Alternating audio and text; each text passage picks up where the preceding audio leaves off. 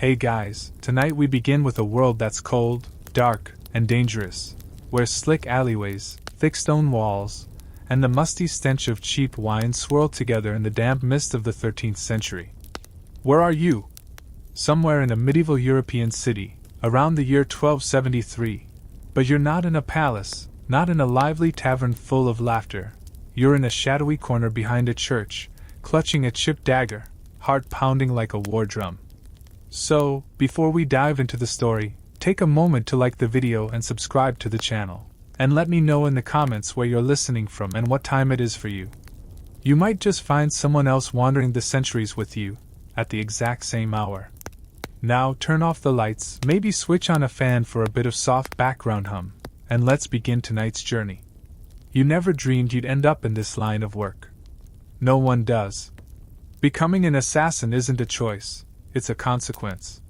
Like stepping into a mud pit, not because you wanted to, but because there was no dry ground left to stand on. You have no lineage, no money, no reputation. You have one thing, the ability to disappear. Silent as smoke, cold as steel in the fog. You used to be someone. Maybe a deserter, a thief who knew how to climb walls, an orphan who survived by slipping into the tunnels beneath the city. But now you're a shadow.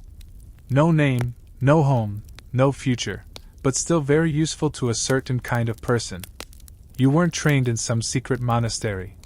There was no old master with a silver beard teaching you how to draw a blade without a sound. You learned by messing up, and if you were lucky, you survived long enough to mess up again.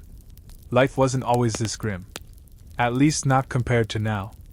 Maybe you once made shoes. Maybe you loved a girl who sold candles. Maybe you dreamed of opening a countryside tavern. But the dream shattered when winter came, when your parents died of the plague, when you were thrown out of your village for stealing a crust of bread. Your life didn't fall off a cliff, it slipped, inch by inch, day by day. One night you ducked into an inn to escape the rain. In the flickering candlelight, a man watched you from a corner table, an older man, with rings on his fingers but strangely ragged clothes. He didn't ask your name. He just placed a small cloth pouch on the table. It jingled. "Someone needs to disappear," he said. "Don't ask why. Just make it quiet. Quick. And unseen." You nodded, not out of courage but hunger. No one had ever handed you something so heavy just for staying quiet. At first, your hands shook. You didn't know how to hold a knife like that. But you learned fast. Your eyes sharpened. Your ears caught footsteps on gravel from yards away. You learned which doors creaked, which floorboards sank. And most importantly, when to leave. You didn't feel any thrill in killing. There were no flashes of glory, no swelling music. Only blood, the smell of iron, and a hollow ache after, as if you left a piece of your soul behind in that room. The jobs didn't come often, but they never stopped completely. Eventually, people started knowing about you, not your name, but nicknames. The Shadow. The Mute. The wall climber with no tracks. You never stayed in one place too long. One night, one name, one target, then gone. Every death was a step further from who you used to be. Until one day, you couldn't even remember your own laugh. You learned to eat without leaving crumbs. To sleep with your back to a wall. To drink with your left hand, your right always under the table, where the dagger waited. And you learned the most important thing: trust no one. Not the client. Not the messenger. Not the wine girl, the beggar boy, or the man who stares too long without speaking. Trust in your world is a luxury. And the price of it is usually a corpse, yours. Don't think you're the only one like this. There are others, just like you. But no one greets each other. No one says, "Hey, fellow assassin." Because if you know someone's face, you know their weakness. And if you know their weakness, one day you might exploit it. In your world, real names are a curse. Family is a weakness. Emotion is a spark waiting to catch fire. You live on instinct, move through shadows, and hope that maybe, one day, you can stop. But you know what? That day will never come. The wind outside still whispers. Moonlight slips through a crack in the rotting roof. You lie on a cold loft floor, back to the wall, dagger under your pillow.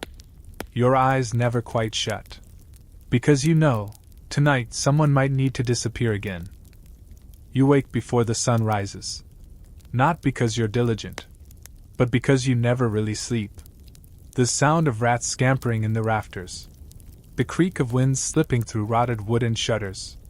And your heartbeat. Always a little too fast. As if it too knows, in this line of work, every mistake is a death sentence. You didn't come from any academy. There was no assassin's curriculum. No library bound in human skin. And certainly no friendly teacher whispering. A 45-degree angle works best for stabbing. You learned the trade by trying. And then remembering. Or not, if you didn't survive. The first time you broke into a strange building at midnight, you forgot a very basic thing: old stairs creak. Not a soft cat-like creak, but a coffin-lid screeching kind of creak. And you learned that by diving out a second-story window, dressed as a monk. Another time, you tried poison. A herb rumored to stop the heart in a single sip. The problem? You put it in the wrong cup. The servant died. The target, on the other hand, found the drink unusually delicious. They said the meal had a wild, earthy note. You spent the next 2 hours hiding in the privy, panicking. You couldn't go to a library and ask, "How do I know which cup belongs to the Count?" You had one method: fail, and hope you get another chance to fix it. Gradually, you began to notice the little things. Which hinges needed oil. Which guard grew sleepy at which hour. You learned how to step on wooden floors without making a sound, not by magic, but by planting your feet near the nails, where the wood sagged less. If anyone taught you, it was thieves. Or deserters. Or streetwise whores who knew how to disappear. But none of them took you in as a pupil. You were just a shadow following behind, observing, mimicking, turning other survival tricks into your own instinct. There was no graduation. No square hat. No diploma. Just scars. On your arms, your legs, your trust.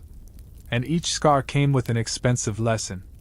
Once, you tried climbing through a window using a rope you'd borrowed from the market. You tied the knot wrong. The rope slipped. You fell onto a tile roof, then into a manure pit. No one discovered you, but the stench clung for 3 full days, long enough for you to memorize the names of the 3 best-smelling herbs in the region. And of course, you learned about blood. Other people's, and sometimes your own. Once, you got too eager. Held your dagger backwards. Cut your own hand before you even touched your target.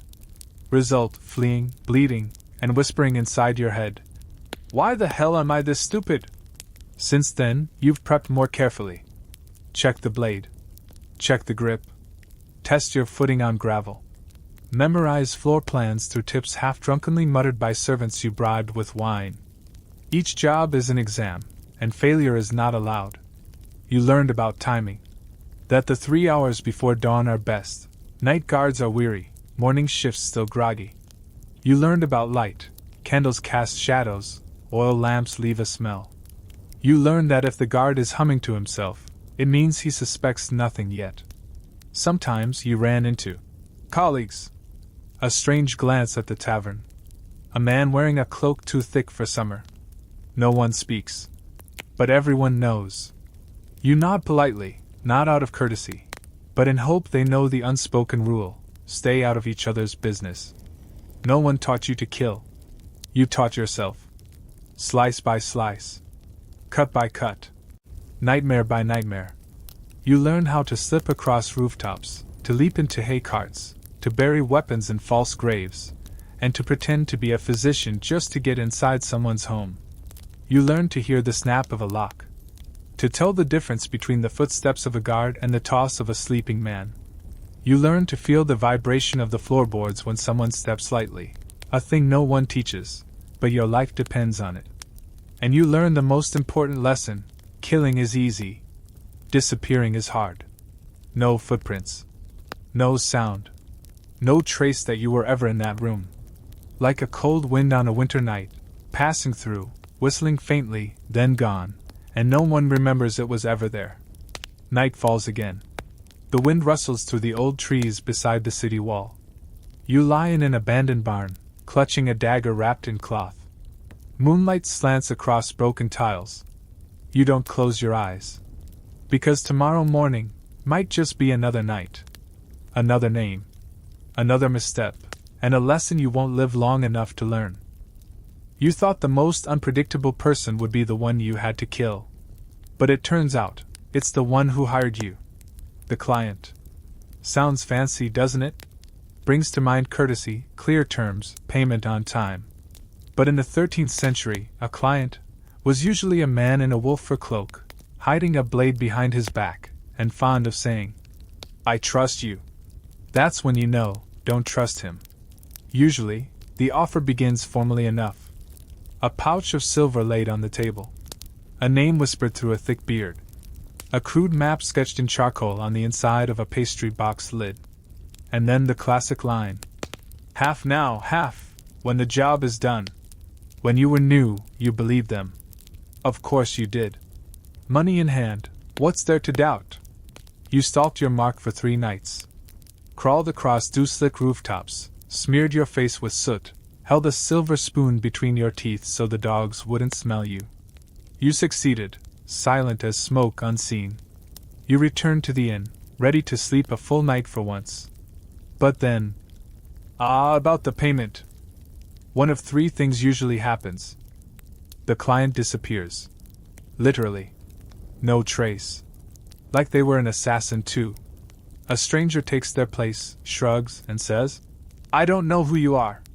Worst of all, someone's waiting for you, not to pay, but to end the transaction, permanently. Why? Because you know too much. You know who hired whom, to kill whom, when and how. You're a walking risk. A man with a knife and a dangerous memory. So better you die than ever get the chance to talk. Once you thought you were clever. You demanded full payment up front. He agreed. Even added a bonus if you could. Avoid getting blood on the curtains. You smiled. Rookie mistake. Truly dangerous men never care about curtains. You did the job. Came back. Waited, and saw no one. But you smelled it. Smoke. Silent, smoldering under the door frame. You stepped back, just in time. The wall exploded. Someone had planted gunpowder. Not to kill you, but to erase the room where the deal took place. You lived. Again. But from that day on, you never let anyone take you to the same tavern twice. Clients are often people of status. If not nobles, then officials, priests, or wealthy merchants. The kind who can't get their hands dirty, but are happy to pay for clean results. They smile, pour you wine, call you diligent. But their eyes look at you like an object, a walking blade, not a person. Once you overheard 2 clients talking while you waited. One asked, "If he does well, should we use him again?" The other replied, "Dull blades get tossed. So do hired killers. You still work for them, because you have no choice. But you've learned, always demand payment first. And if they refuse, accept the job, but don't strike until your hand touches real silver. And if you're still pushed to act, always keep an exit. A back door. A street kid keeping watch at the alley's mouth. A physician who owes you a life. Small things, but sometimes they're the only thing between you and a velvet-lined trap. The worst is when the client is the trap. A fake contract. A non-existent target. You enter a room and find yourself surrounded. Not by guards, but people waiting for an excuse to tighten the noose. It happened to you once. The target was bait. He sat in the dark, smiling like he knew you'd come. You didn't kill him. But you didn't let him live either. Both of you understood the rules. Since then, you've followed another rule: never trust a contract that seems too easy. If someone wants a job done clean, quiet, with no risk, run. Simplicity is the mask of a snare. Just like you. On the outside, just another passerby. But inside, the hidden dagger, the memorized target, the escape plan rehearsed in case it all goes wrong. You don't survive because you're the strongest. You survive because you know when to pull back. And when to betray your client, before they betray you. You sit in the dark, back against cold stone. The flame of a lone candle flickers on the pouch of silver before you. You don't reach for it. Not yet. You wait. Like a feral cat, knowing that if the bait is too easy, it probably comes with the sound of a gunshot. No one supplies you with weapons. You don't have a secret armory beneath a church. No personal blacksmith. And definitely no limited edition dragonlight dagger. Your weapon is whatever you can hide beneath your cloak, without it clanking when you pass through a kitchen. Your first knife? Something you pulled off the body of a passed-out guard, or maybe he was dead. You don't remember. Only that it was dull, crusted with dried blood, and chipped along the edge. You kept it on you like an extension of your hand. Not because it was good, but because it was the only one you had. Soon you discovered a truth: a sharp blade is no match for a familiar one. You learned to sharpen it on stone, brick, even broken ceramic you found in a pigsty. You didn't need it gleaming, you needed it sharp at the right moment. And you learned how to hide it. Not on your back. Not in your boot, unless you enjoy slicing your ankle. You wrapped it in cloth, tucked it into the hollowed-out center of a loaf of bread. That's right, bread. A meal, and a perfect knife case. Then came rope. Not the kind you buy at the market, but rope stolen from an inn, the sort used to hang cured pork. You cut it short, braided it tight, tied it to the end of a wooden chopstick, good enough to strangle someone, if needed. Once, you used it to climb to the second floor of a noble's house. The rope squeaked. You were spotted. You fell. No one caught you, but the rope remained hanging there. By morning, the townsfolk called it a mark of the devil. You called it a lesson in the squeal of moldy rope. You once dreamed of using a bow. Who doesn't love the elegance of a clean, silent kill from afar? But you're no noble. You couldn't afford to train your aim. And you certainly couldn't hide a longbow under your coat. So you gave up the dream of archery, and settled for a meat-cutting knife from a fish vendor. One time, you picked up a stone chisel left after a brawl at the forge. Heavy, crude, but persuasive. It sank into wood like a spear into mud. From then on, you began looking at the world differently. Anything heavy, sharp, and solid enough could be a weapon. You once killed a man with a shattered shovel blade. With a table leg. With a shard of mirror honed sharp as a fish tooth. Not because you enjoyed improvising, but because you had no other choice. And you know what's the most dangerous thing? Not a knife. Not a bow. A wooden spoon. That's right. A wooden spoon, when shaved thin and sharpened just right, can pierce a throat, if you're close enough and fast enough. No one checks a spoon. But people die from them. You chuckle. Not because it's funny, but because you're still alive to remember it. Then you learn to make poison. Not the glowing purple liquid from crystal vials in fairy tales. Real poison, from roots, dried flowers, powdered stones. You tested each kind. Some made people vomit blood. Some just gave them 3 days of explosive diarrhea. You learned which ones lost their flavor in wine. Which ones turned moldy in wooden cups. Which ones killed rats instantly, and which somehow made them stronger. There were no instructions. No proper doses. You guessed, with a bit of trust and a general dislike for humanity. Weapons weren't trophies for you to show off. You didn't polish blades. You didn't carve symbols into sword hilts. You didn't have a favorite weapon, just whatever was nearest, quickest, and could end things cleanly. One night, your only tool was a wooden twist lock. Enough to strangle someone in under 7 seconds, if they stood still. Problem was, they didn't. You got bitten. Kicked in the ribs. Cursed at in 3 languages. But eventually, done. You washed your hands in a horse trough. Took the silver pouch. Vanished like a morning gust. The best weapon? Not a fancy blade. Preparation. You learned to strap knives to your calves. Hide needles in your cap. Slide a sharp rock into bread. Tuck a pin in your sleeve. You never want to reach under your cloak and realize you left everything at home. That happened once. No knife. No rope. Only the wooden fork you just used to eat soup. You spun it in your hand, considered. Then, a jab to your target's wrist. Not fatal, but enough to dive out the window and run. From then on, you learned another lesson: no weapon is useless if you're desperate enough. Night deepens. Wind rustles through thatched rooftops. You lie beside a pile of firewood, clutching a cloth sack filled with what others would call trash. But to you, it's life. A bent piece of iron. A nail. A rusty tin lid. You smile. It's enough. For now. Sometimes you dream that someone would just send you to kill a drunk man passed out behind a tavern. An easy target. Unarmed. No guard dogs.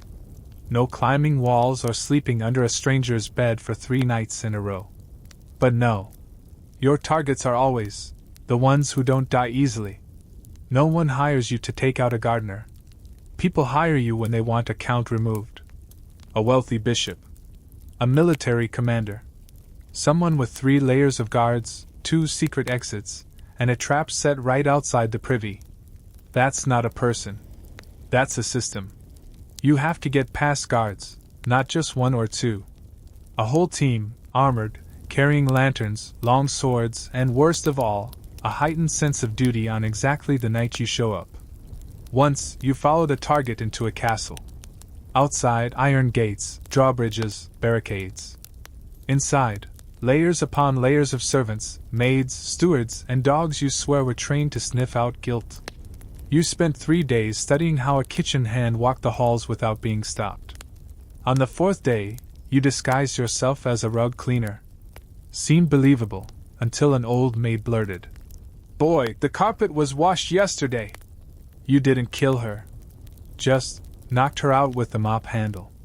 Gently. And with some guilt. She did make very good biscuits. Then came the target. He never walked alone. Never. Always flanked by 2 men. One carried a sword. One carried a scowl. And one pair of eyes always looking exactly the opposite direction from where you intended to strike. Even in sleep, he wasn't easy to approach. Triple locked door.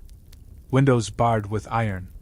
And a little wind chime hanging low, just high enough to hit your head on. That wasn't in the sketch drawn by your informant. You made a note: never trust a man with 3 fingers and a stutter again. You adapted. Crawled across roof tiles, dangled from a tablecloth, slid through empty corridors. But the biggest surprise? A maid, sitting quietly, reading by candlelight. You froze. She froze. You locked eyes. You nodded. She nodded back. No words. You moved on. When you reached the target's room, he wasn't there. He slept next door that night. For a change of scenery. According to the butler the next morning, when the guard's body was found lying oddly, you didn't kill the target. But you left a message. A knotted black thread placed neatly on the pillow. People like him understand what that means. Not dead, but unlikely to sleep well for a while. And sometimes, that's the only win you get all week. The guards aren't stupid. They know someone out there is willing to kill for 50 silver coins. So they keep the lights on all night. They rotate shifts non-stop. Some of them listen to every breath. And they're paid, fully, and on time. Unlike you. You once killed a count, while he was bathing. Not easy. You had to wait for him to lower into the tub, then find a way to poison the soap without bursting the bubbles. Result: he slipped, cracked his head on the tub's edge. You got paid. But the client said, "This was an accident. Doesn't quite count as a success." You almost slammed his head against the table, just for balance. Another target slept in a decoy bed every night. 3 rooms. 3 beds. No one knew which he'd choose. You hid for 3 nights, 1 room each. On the final night you were too tired. You fell asleep. You woke up to see him sleeping soundly less than a meter away. A perfect moment. And you didn't strike. Because, You'd just been snoring beside the coat chest. You crawled out, left a few coins on the table, as a backwards apology, and slipped away. The target lived. But he would never feel safe again. That's what you leave behind. Not death. Fear. Dawn nears. The air is colder, damper. You're hiding in the basement of an abandoned tavern. In your hands is a crude map, drawn in dried blood and watered-down ink. The next target, a count who avoids alcohol, takes afternoon naps, and keeps cats. You sigh. Cats always know. They look at you like you're walking sin. And maybe, they're not wrong. You failed once. Just once. But that was enough for your life to change color, like ink spilled into an old well. In other trades, failure might mean losing a client, a paycheck. But in your line of work, failure means losing your head. One time, you drew your blade just a bit too late. Half a second. But it was enough for the target to turn around. You remember those eyes, wide, not afraid, but surprised. As if he saw you for the first time, and the last. He screamed. The guards stormed in. You jumped out the window. It wasn't graceful like in the stories. No dramatic pose. Just a hard landing on your shoulder, 2 fingers broken, and blood in your throat from slamming into a stone fence. You crawled to the sheep pen. Lay there, half conscious, listening to barking dogs. And a man's voice shouting. Find him! Brown cloak, injury on his left arm. You thought to yourself. At least they know I'm right-handed. From that moment, everything changed. Your face, once so forgettable no one ever remembered it, now appeared on wanted posters in taverns. Not an exact likeness, but close enough for people to point and whisper. Is that him? Looks like it. Nah, he seems too gentle. You learn to fake a cough to throw people off. Learn to walk barefoot through mud to leave no prints. And learn that death doesn't come from the front. It comes from behind, right when you think you're safe. Another time, you were ambushed. Not by guards. But by your own client. He hired you to kill a merchant. But it turned out, that merchant was his brother-in-law. And you? Just bait. A distraction for some deeper revenge. You weren't killed. But you were captured. Tied up, blindfolded, and locked in a wine cellar for 3 days. No torture. No interrogation. Just forgotten. When you finally chewed through the rope and crawled your way out, you made a promise. Never take a job from someone wearing silk but eating dry bread. Not everyone dies when they fail. Some get captured. Some are executed publicly, as a lesson for those who walk in shadows. There was a guy you once knew, strung up upside down at the city gate, holding a wooden sign that read, "Don't do this job." What was his name? No one remembers. But you do. He once let you sleep in a pigsty and told you about the time he crawled out of a fireplace because the vent led straight to the Count's bedroom. He told that story while shaving with the edge of a coin. His face was never smooth, but his eyes shone, dreamy. As if being an assassin was poetry. Now he's just a dry corpse swaying in the wind. You walked away without looking back. Failure brings another gift, the fear of slipping further. You start doubting yourself. Hands tremble when holding a knife. Heart races as you step over someone's threshold. You check your plan 5 times, then tear it up because something just feels off. That's what kills you the slowest, losing faith in yourself. Failure isolates you. No one wants to associate with someone who botched a hit. Those who once shared your table now avert their gaze when you enter. Some stay polite. Others simply disappear. As if your failure might be contagious. You lose contacts. You lose intel. You lose shelter. You become someone without a profession, without a way back. In this world, there is no such thing as a second chance. No one pats your shoulder and says, "It'll be alright." Just the cold wall behind your neck, and the slow approach of bootsteps on the stone. Once, you were almost killed while shaving. The man came in too smooth, too fast. But he hesitated. You recognized him. The guy you once shared a map with last winter. You nodded. He nodded back. No words. And he turned away. Not out of mercy, but because he understood. Let him live today, maybe I'll live tomorrow. The last unwritten law among those who live on the edge of the world. The night is cold. Bitterly so. You wrap yourself in an old cloak, lying against a moss-covered stone wall. In your hand is your dull old knife, chipped at the edge, but still sharp, if you know how to use it. You're not young anymore. Not fast. But still alive. And sometimes, that alone, is victory. One day, you realize there's no one left to talk to. Not because you're arrogant. Not because you're unpleasant. But because everyone is afraid of you. Or rather, afraid of what you represent: silence, blood, and secrets that can never be spoken. Thieves, smugglers, other hired blades, they talk to each other. They roll dice, share bread, tell jokes in taverns. But with you, they only nod. No chatting. No handshakes. They know, someone who can kill without leaving a trace can also kill you, just for asking the wrong question. And you don't blame them. You don't tell stories. You don't say your name. You never drink more than 2 sips in a tavern. You never sleep in the same place 2 nights in a row. You keep to the shadows. Untouched. Letting no one get even the slightest hold on you. Once you sat by a fireplace, listening to a group of mercenaries laughing. One asked, "Hey, where's that assassin from yesterday?" Another replied, half joking, half nervous, "Him? You never see him come, only realize too late to run." You said nothing. Just pulled your hood lower. That's loneliness. Not having no one around, but no one daring to come close. Even the working girls, the ones who've seen all kinds of men, tread carefully around you. They see your eyes and find in them a silence colder than a winter night. Once, a young girl approached, ready to make her offer. But then she noticed an old blade scar on your finger, and backed away.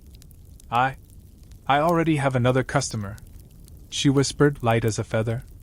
You nodded. No blame. How could you? You know what you are. You once had a friend. Someone who walked with you for a time. What was his name again? Maybe Merrick. Maybe not. You just remember his eyes, direct, honest, strangely clear. He never asked what you did for a living. Just said, "Don't look back.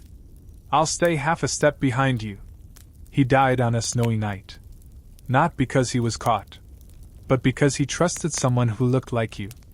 After that night, you never traveled with anyone again.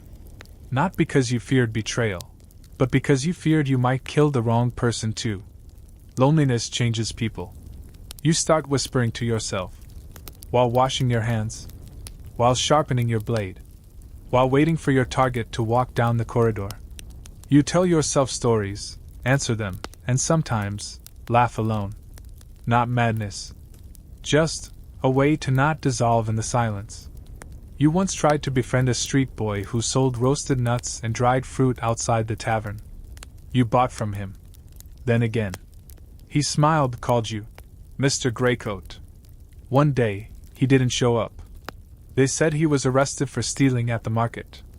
You're not sure if it hurt. But you went quiet for a moment, then stopped buying roasted nuts altogether. One rainy night, you sat in an abandoned storage shed. A stray cat slipped in, shivering. You shared your only piece of dried meat. It stayed beside you through the night. The next morning you left, and didn't look back. Because if you looked back, you'd want to return. And you're not allowed to have anywhere to return to. You are the one they call when no one else dares take the job. You are the shadow summoned, then erased.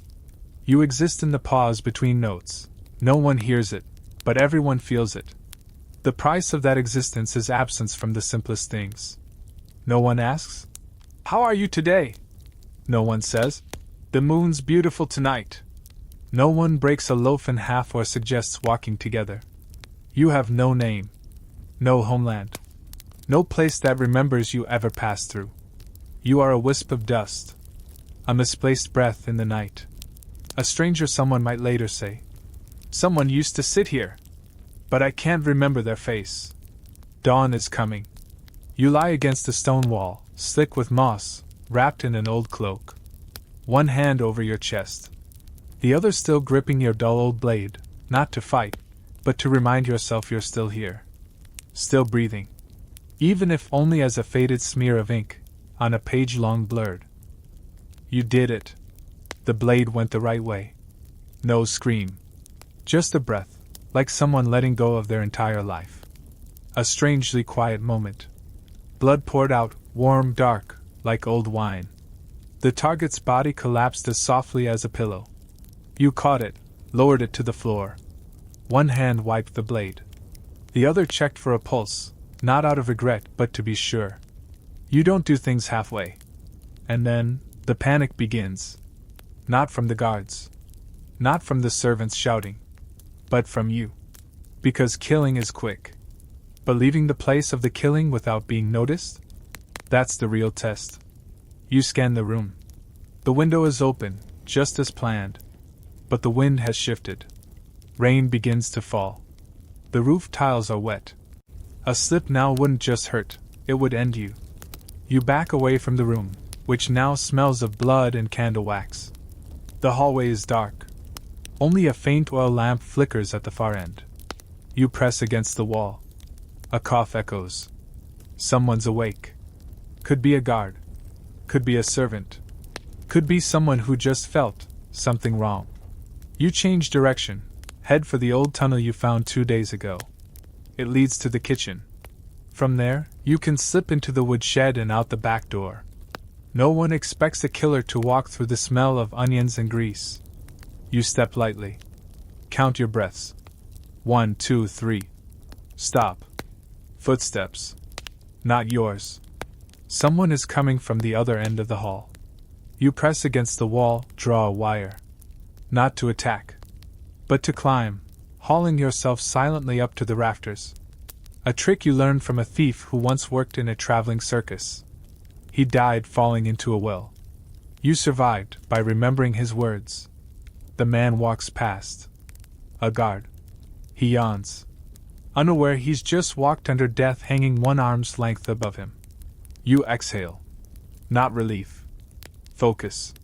You move on. Past the kitchen. The air smells of burnt fat and stale bread. There, the back door.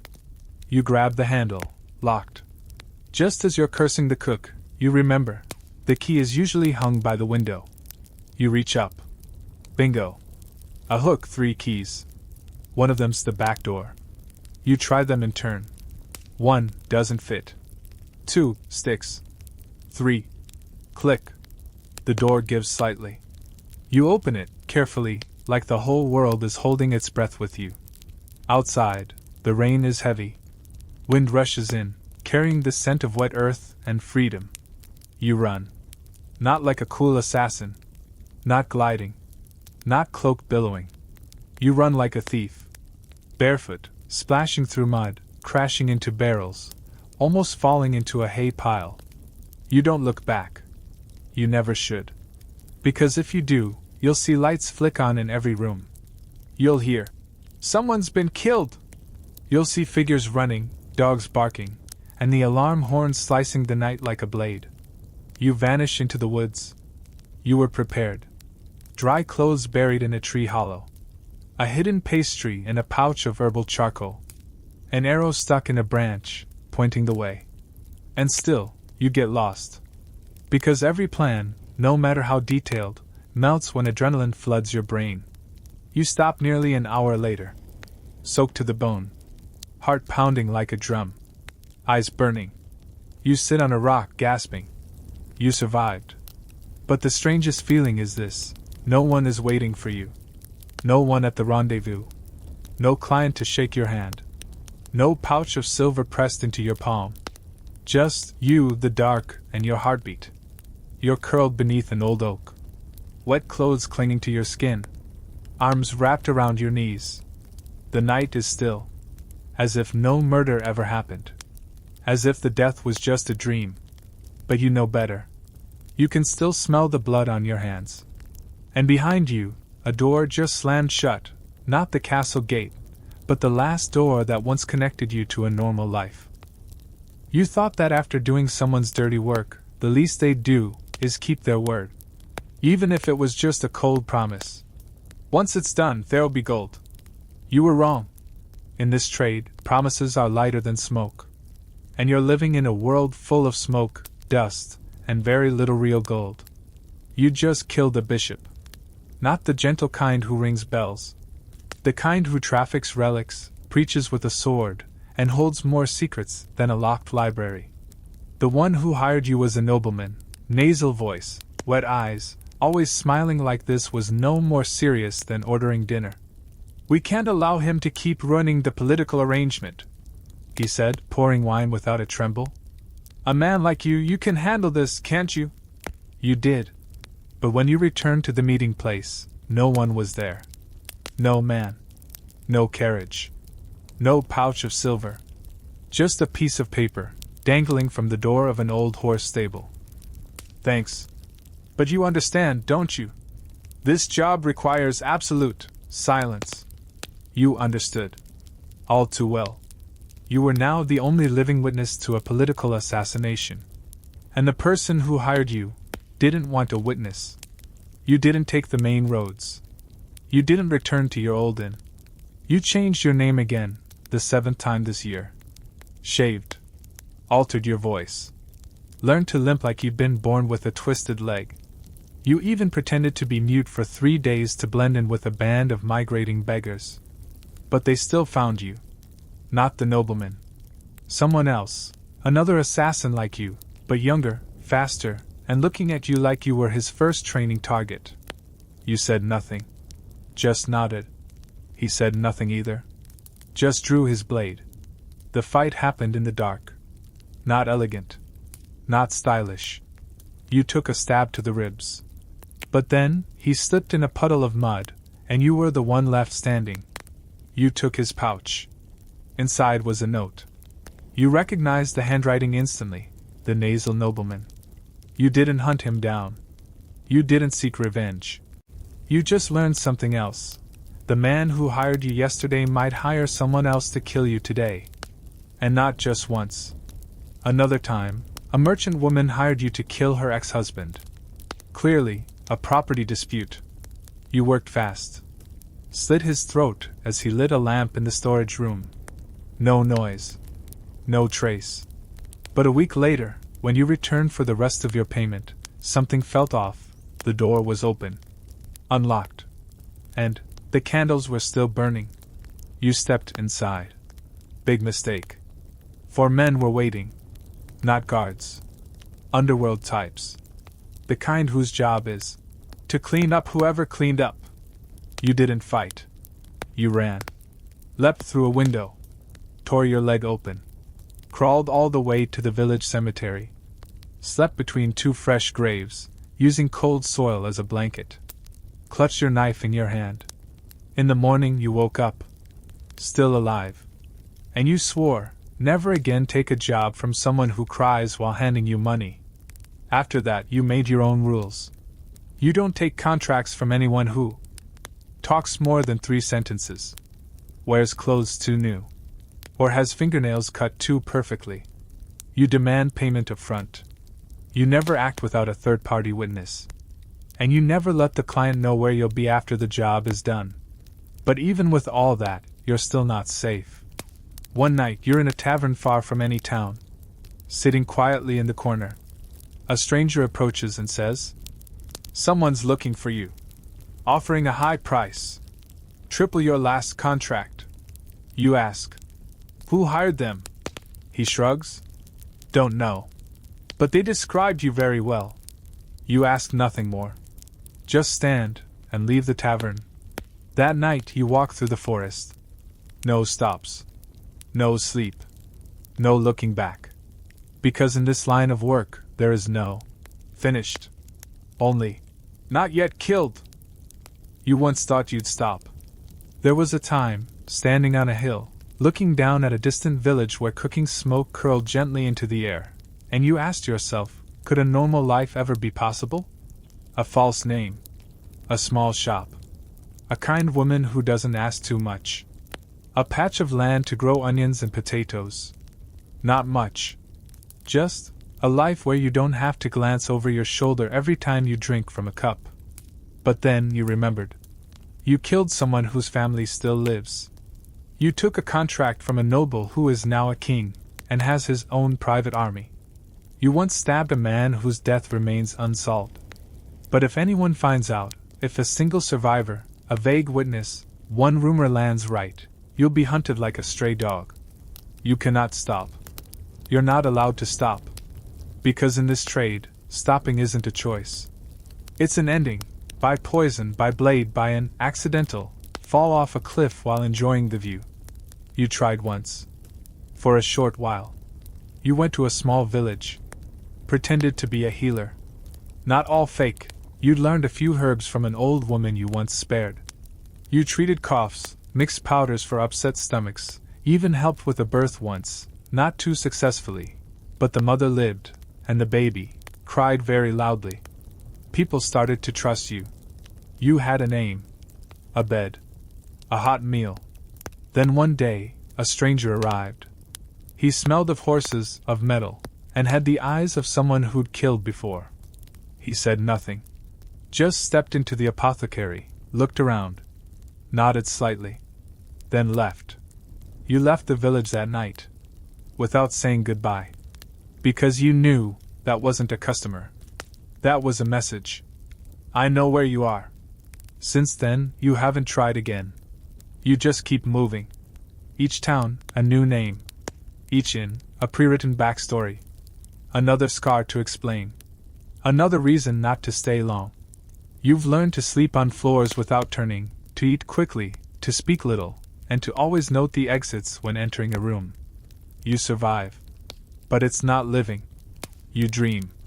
Not nightmares, just small, fragile dreams, someone placing a hand on your shoulder without suspicion. A meal you don't have to guard.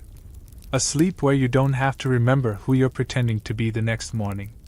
But then you wake. In a torn-up shack. With a blade under your pillow. And light seeping through the slats onto a face that has grown used to shadows. And you move on. One day, you look into a mirror, a cracked, foggy mirror that can't even reflect you clearly. And you see a stranger. No name. No age. No place. Just a shadow. An empty shell. Who were you? Whose child were you? Where were you born? What did you once dream of? You don't remember anymore. You only remember footsteps on rooftops. Blood that won't wash out in river water. Faces frozen in that final moment. And eyes that knew, but never dared to speak. You think, maybe you'll die someday, quietly, in a ditch no one digs, or in a fever beneath a forest canopy. No name carved. No story told. And no one searching. You sit beneath the awning of a roadside tavern in the countryside. Rain falls lightly. The air smells of wet earth. People pass without noticing you. And you prefer it that way. Your hand rests on the cloth pouch, not to reach for a weapon, but for an old scrap of fabric, once a handkerchief from someone you once loved. It's been a long time since anyone cried for you. And no one left for you to cry for. You were once someone's blade. Someone's shadow. A nameless death. And now, you're just a tired soul, wishing to dissolve into the night as if you never existed at all. You thought you had escaped the shadows, didn't you? After fleeing the cold, rainy alleys, the rusted blades, and the hollow promises of noblemen, you believed you were stepping into another world. And you were right, it was another world. But don't expect peace. Because the place you've just entered is where a single glance can spark a storm. Where women not only give birth to emperors, they shape destiny with their own hands. You are in Epirus, northwestern ancient Greece. There are no high towers or stone-paved avenues here. Only oak forests, crumbling temples, and the faint hiss of snakes no one wants to hear too close. Around the year 360 BC. And the person you're about to meet is named Myrtale, princess of the Melasian tribe, a bloodline that claimed descent from Achilles. Sounds arrogant, maybe? But if you had ever seen her eyes under the moon during a sacred ritual, you might believe it too. or at least, not dare to question it aloud. Myrtle wasn't raised to become someone's wife. She studied rites, learned to read signs in the blood of animals, learned how to handle snakes without being bitten, and how to stare down a man until he looked away first. No one taught her to embroider, but everyone knew she could calm a raging bull or silence an entire temple circle with a whisper. And then one day, fate, or a very large mistake, brought a man into her path. Philip II of Macedon. A king who had fought countless battles, taken countless wives, and believed he understood every kind of woman. Until he met Myrtle. They crossed paths in a sacred temple on the island of Samothrace. She was undergoing initiation into an ancient female cult. He was curious. Mistake number 1. Philip saw her amid fire, smoke, and trance-like singing. And instead of backing away like any sane man might after seeing a woman with snakes coiled around her arms, he proposed. Mistake number 2. She accepted, but only after changing her name. From Myrtle, she became Olympias. New name, new role, new purpose. The wedding took place. Thunder roared across the sky. Some said lightning struck their bridal bed that night. Others whispered that Olympias slept beside a white snake, and it hissed when Philip came too close. Everyone had a reason to be afraid. Except her. Olympias wasn't afraid. She embraced myth, mixed it with blood, and made herself part of legend. 9 months later, she bore a son. Nothing unusual, except that she claimed he wasn't entirely human. Not literally, but in the way of someone who believed her pregnancy dream was the thunder itself entering her body. As for Philip, he said he dreamed a lion had sealed his wife's womb. Sounds absurd? Maybe. But to the ancient people, it was a sign. A prophecy of a child born not of mortals. They named the boy Alexander. And Olympias, she never let anyone forget that he was born of a storm. She wasn't just a mother. She was a keeper of sacred fire, a high priestess, a woman who knew when to smile at a snake and when to slip poison into a rival's wine. She lived in the palace like a shadow scented with frankincense and dried blood. And while Philip waged wars, drank wine, and married more wives, Olympias quietly rewrote the future. Not with ink, but with blood. You're standing in a limestone palace, thick walls, shadowy corridors, and servants who speak softly, walk softly, and look away quickly. Because even in a royal court, this place feels more like a political minefield sprayed with scented oils. You see Olympias, no longer in the white robes of a priestess. Today, she wears purple silk, the color of kings, though no one has officially crowned her. Philip II has brought her back to Macedonia, a land not built for the faint-hearted. Here, kings die faster than grapes ripen, and family is usually the one who kills you first.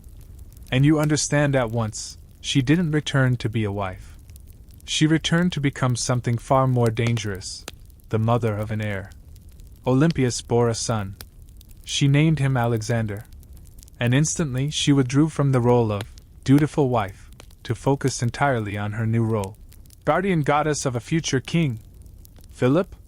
He didn't stop at one wife. He kept marrying. For politics. For power. Because he was a man of his age, and feared no consequences. His newest bride was Cleopatra Eurydice, young, beautiful, and pure Macedonian blood. Which Olympias was not. And so, trouble bloomed right in the banquet hall. You were there at that wedding feast.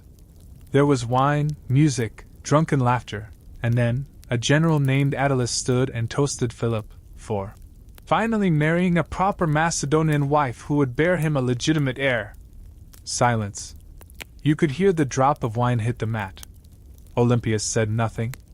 But Alexander stood up, threw his cup, and shouted at Attalus. Philip rushed forward. Slipped. Fell. A king, crashing to the floor at his own feast, drunk, sword in hand, unable to swing at anyone. No one spoke. But Olympias? She smiled. Softly. Thinly. Sharp as the edge of a broken glass. Soon after, Alexander left the palace. Olympias left Macedonia. But don't mistake that for retreat. That was a restructuring of forces. Back in Epirus, her homeland, she was welcomed like a goddess returned. There, she sent letters, negotiated, built networks of loyal men and women. Quietly. Patiently. Tying each thread tight. You saw her walk out into a temple courtyard, speaking with tribal elders. No shouting. She simply recounted a few dreams. And they believed. Meanwhile, in Macedonia, Philip was preparing a grand campaign, the invasion of Persia. His daughter's wedding was the moment to unify his generals, to turn history's page. You were there for that wedding too. Hundreds of torches. Music. And assassins who weren't on the guest list. And then, mid-ceremony, Philip was stabbed to death. The assassin, Pausanias, a former guard with a personal grudge. That's the official story. But behind the curtains? Oh, behind the curtains there was the scent of conspiracy, perfume, and blood warmed by whispers. People whispered Alexander was involved. Even softer, Olympias might have pulled the strings. Nothing was ever proven. But days later, Cleopatra, Philip's new wife, and her infant were both dead. Some say they were forced to take their own lives. Others claim Olympias had the baby thrown from the city walls. You didn't see it yourself. But you knew how the queen operated. If she acted, no one would live to tell the tale. And so Alexander became king. Not just because he was Philip's son, but because his mother had cleared the path. You saw Olympias standing behind the throne. Not glowing. Not giving speeches. But every general glanced at her before kneeling to her son. Alexander ascended.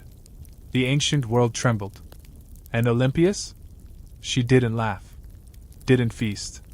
She simply lit a bundle of incense before an old shrine and whispered something in ancient Epirot. It might have been thanks to the gods. Or it might have been a warning. From now on, anyone who stands against my son, stands against the divine. You're standing in a long stone corridor, lined with coarse wool rugs. There's no music. No greetings. Just a closed door, and behind it, a woman writing in silence. The paper is goatskin. The ink smells of iron. And her hand, Olympias' hand, still wears the double-coiled snake ring. Alexander has left Macedonia. He leads his army into Asia. 10,000 soldiers, hundreds of supply wagons, 10 elephants, no one quite knows why, and a dream of an empire without boundaries. The people call him the Great. Olympias calls him my son. And you can see it clearly. This is not a weeping mother by the hearth. This is a woman running the home front with advice, threats, and letters that could make a seasoned general's hand tremble. Antipater, an old, loyal general, was appointed regent in Macedonia while Alexander campaigns abroad. Sounds reasonable, right? Except for one detail. He doesn't like Olympias. And the feeling is very much mutual. You see her writing. No flourishes. No politeness. She warns her son to be wary of Antipater. He does not love foreign blood, she writes. And he dislikes a woman who refuses to sit still. She reminds Alexander that even those who once worshipped his father might turn if they see the throne shake. Do you think Alexander read it? He read every word. And not only read, he kept her letters hidden among his personal belongings, alongside his dagger and a sprig of incense from the shrine back home. Olympias wasn't just a political player. She was still a priestess. Still offered rites, summoned spirits, lit sacred fires before the serpent god, and every time Alexander marched into a great battle, she performed her own rituals at home, as if to remind the gods who held the real bloodline. And something strange, every major victory, Granicus, Issus, Gaugamela, followed a ritual at Epirus. Coincidence? Maybe. Or maybe, the gods only listened to her. As Alexander pushed deeper into Persia, married a foreign princess, studied Zoroastrianism, and began calling himself King of Kings, Olympias sent another letter. She didn't congratulate him. She scolded. Scolded him for marrying outside their blood. for beginning to believe he was divine. "The blood of Achilles needs no transformation," she wrote. "It is already sacred." No one else could say that. No general. No advisor. Only her. And Alexander remained silent, but never failed to reply. "You know this." Because the reply was copied down in a shaky hand. Not out of fear, but because her son had never dared lie to her. And what of Antipater? He started pushing back. He wrote to Alexander, complaining that Olympias was overstepping, threatening the army, swaying the nobility. Alexander hesitated. Cut off his mother? Impossible. Dismiss the regent? Unthinkable. And so, in a distant land, in a tent reeking of scorched meat and restless elephants, Alexander sighed. You saw the face of a man who could conquer the world, and still not know how to handle his mother. Olympias wasn't worried. She didn't need the throne. She just needed her shadow to stretch over it. And whenever someone forgot that, she reminded them. A rumor. A strange ritual. A nobleman who disappeared. No one could prove anything. But everyone stayed cautious, like someone who hears snakes slithering in a dream. You step into a small room where Olympias keeps her son's letters. They're not folded neatly. They're laid open. Read over and over. Some stained with lipstick, or dried blood. You're not sure. But you know that to her, every word from Alexander was proof. No matter where he was, he still belonged to her. And that's what chills you. Not because she's cruel, but because she loves in a way that makes everything else disappear. You realize that Olympias was never a mother on the sidelines of history. She was the one who redrew the lines. With blades, with letters, with rights, and with choices so absolute even the gods would hesitate to reverse them. You wake to a blast of dry, hot wind brushing your face. No longer in Epirus. No more dense forests, no more cold temples. Now you're standing before a vast land where sun-baked brick walls stretch to the horizon. This is Babylon. And you've arrived just in time to hear that a god has died. Alexander, son of Olympias, the Great, the conqueror who went farther than anyone ever imagined, now lies still on his bed, burning with fever, delirious, and then, gone. No dagger. No battlefield. No victory trumpet. Just death, arriving without an invitation. You see Olympias, still in Macedonia, when the news arrives. No screams. No hair-pulling. No fist-pounding like those theatrical queens from Greek tragedies. She sits still, one hand clenched around her prayer beads, eyes unblinking. Then slowly, she pulls out a red ribbon and ties it into her hair. It's done, she says softly. Now it's my turn. Alexander's death isn't just sorrow. It's the beginning of the vultures. No clear air. His son is too young. His wife holds no real power. And the generals, each believes he deserves to be king. Antipater is still in Macedonia. But his grip is no longer absolute. And Olympias? She sees an opening. Not for herself, but for Alexander IV, her infant grandson, son of Alexander and Roxana. A child, but carrying everything she once bled to protect. You understand instantly. She won't let a single drop of her bloodline be erased. Cassander, Antipater's son, is rising. Younger. Colder. Eyes like a man who doesn't believe in gods, only in striking first. He doesn't want Olympias alive. Doesn't want Roxana alive. And certainly, doesn't want Alexander IV to live long enough to claim anything. You see Olympias enter a war council. Only 4 men in the room, but 3 of them tremble as she takes her seat. I don't ask for loyalty, she says. I ask, who still remembers what blood flows in that throne? No one dares answer wrong. She allies with Polyperchon, an old general, still respected. And with support from Epirus, Olympias returns to Macedonia. Not in secret. She leads an army.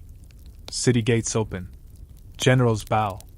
You see her riding through the streets, black cloak whipping behind her, followed by an empty chariot. where Alexander should have been seated. The people don't cheer. They bow. Not from fear, but because they know this woman hasn't come to mourn. She's come to finish the work. Cassander flees. But not far enough. Olympias captures Philip Aridaeus, Alexander's half-brother, a puppet king. She executes him. No trial. Then his wife. Olympias offers her a choice: take your own life, or wait for my command. You already know which choice was made. The story spreads across the land. Olympias doesn't kill. She purifies. A vengeful goddess, crowned with serpents, wielding a blade tempered in the waters of Styx. For a brief moment, she holds the empire. She, Roxana, and the child, Alexander IV, stand in the palace. Not as victims, but as guardians of what remains of a vast, shattered dream. You see something in her eyes. Not hope, but the look of someone placing her final bet, knowing there's nothing left to lose. You are in Pydna, a coastal city where crushed stone cracks under the boots of the guards. The sky is gray. There is no music, no ceremony. Only the cold wind brushing past the walls, the damp stench of moldy rations, and whispers of fear. Olympias is under siege. Cassander, now armed with both soldiers and status, doesn't want negotiation. He wants to erase her name from history. And you see her, the woman who once made empires tremble with a glance, now sitting on the stone floor, leaning against a wall, rereading old letters. No tears. No sighs. Just reading. And remembering. Pydna doesn't last long. Food runs out. Disease spreads. Allies vanish like morning mist. You see guards switch sides for a sack of grain and a promise not to be killed. Olympias doesn't react. They need to live, she says. And I have lived too long already. But you know, she doesn't intend to die forgotten. Cassander sends a message. If she surrenders, her life will be spared. Olympias smiles. A smile not from her lips, but from her eyes, holding the last flicker of light she'd kept alive since her son still breathed. You see her write one final letter. No one knows what it said. But she sealed it with blood and gave it to a young handmaid. Send it to those who will write the books, she said. Do not let them tell my story wrong. When the gates open, Olympias doesn't wear black. She wears white, the color of sacrifice. Cassander doesn't dare sentence her in public. He leaves it to the families of those she once had executed. For justice, he says. But really, because even he can't bear to look her in the eyes and give the order. On the day of the execution, no one dares strike. You see the chosen men, swords in hand, legs trembling. One drops his blade. One vomits. One kneels. Olympias just stands. Unmoving. Unbegging. And then, Cassander sends for foreign mercenaries. Men who didn't know who she was. Didn't know she once halted an entire army with the tail of a sacred serpent. Didn't know they were about to become the final footnote in a legend. She is executed. No dragons. No thunder. No gods intervening. Just a sword falling in the wind. But do you know the strange thing? Even after her death, no one dares speak her name plainly. Not the queen. Not the king's mother. They say, her. That woman. The one who made a kingdom question the blood in its own veins. And then, that bloodline ends too. Alexander IV, her grandson, is murdered not long after. The glorious dynasty of an empire didn't fall in battle, but in corridors, on scrolls, in conspiracies. You look back. Olympias is gone. But every throne afterward trembled at the memory of what she had done. Not because she won, but because she never apologized for fighting. You sit in an empty room. Outside, the sea, blue still and cold. A few birds pass overhead, their cries echoing as if they too fear breaking the silence wrapped around the fortress of Pydna. Olympias is dead. But you haven't left. Because you know, every death leaves an echo. The question now is, does anyone still hear it? Cassander has won. Not with glorious battles. Not with speeches in the public square. But with the patience of a man who needs no glory, only quiet. After executing Olympias, he dealt with the rest. Alexander IV, Olympias' grandson, was placed under guard, then vanished without trace. Roxana, widow of the great, was relocated to a tomb from which no one emerged. You know they died. But history doesn't say so clearly. Because Cassander didn't want blood. He wanted forgetfulness. No statues. No funerals. Only decrees that erase names. And so you stand in a Macedonia without myths. No more thunder on wedding nights. No more letters written in blood. No more women guarding history's door with the hiss of serpents. But strangely, you start seeing her shadow everywhere. In the anxious eyes of young noblewomen, whispering of a woman who was beheaded, but whose eyes stayed open. In rituals, where old priestesses carry wooden snakes, but no one dares speak the name of the one who once slept beside a real one. In libraries, you open a chronicle and find a faded note. Olympias, executed. Executioner unknown. Burial place unknown. Reason unknown why history refuses to forget her. You hear fishermen say that on cold moonlit nights, a cry rises from the sea. Not a cry of pain, but like someone retelling a story, for anyone still willing to listen. A story of a mother who stood against the world just to keep her son's name on the map. A story without an ending. Because a mother's grief is never the final chapter. And time goes on. Cassander ruled for a few more years. But no one carved statues of him. No one rereads his speeches. No songs bear his name in the streets. And Olympias? Her name became a warning. A symbol. A legend of defiance, even in death. You hear a young poet whisper beside a cup of wine. That woman didn't lose. She's just waiting for the rest of us to understand the game she was playing. You smile. Just a little. Because now you understand, too. She didn't need to live to win. She only needed not to be forgotten.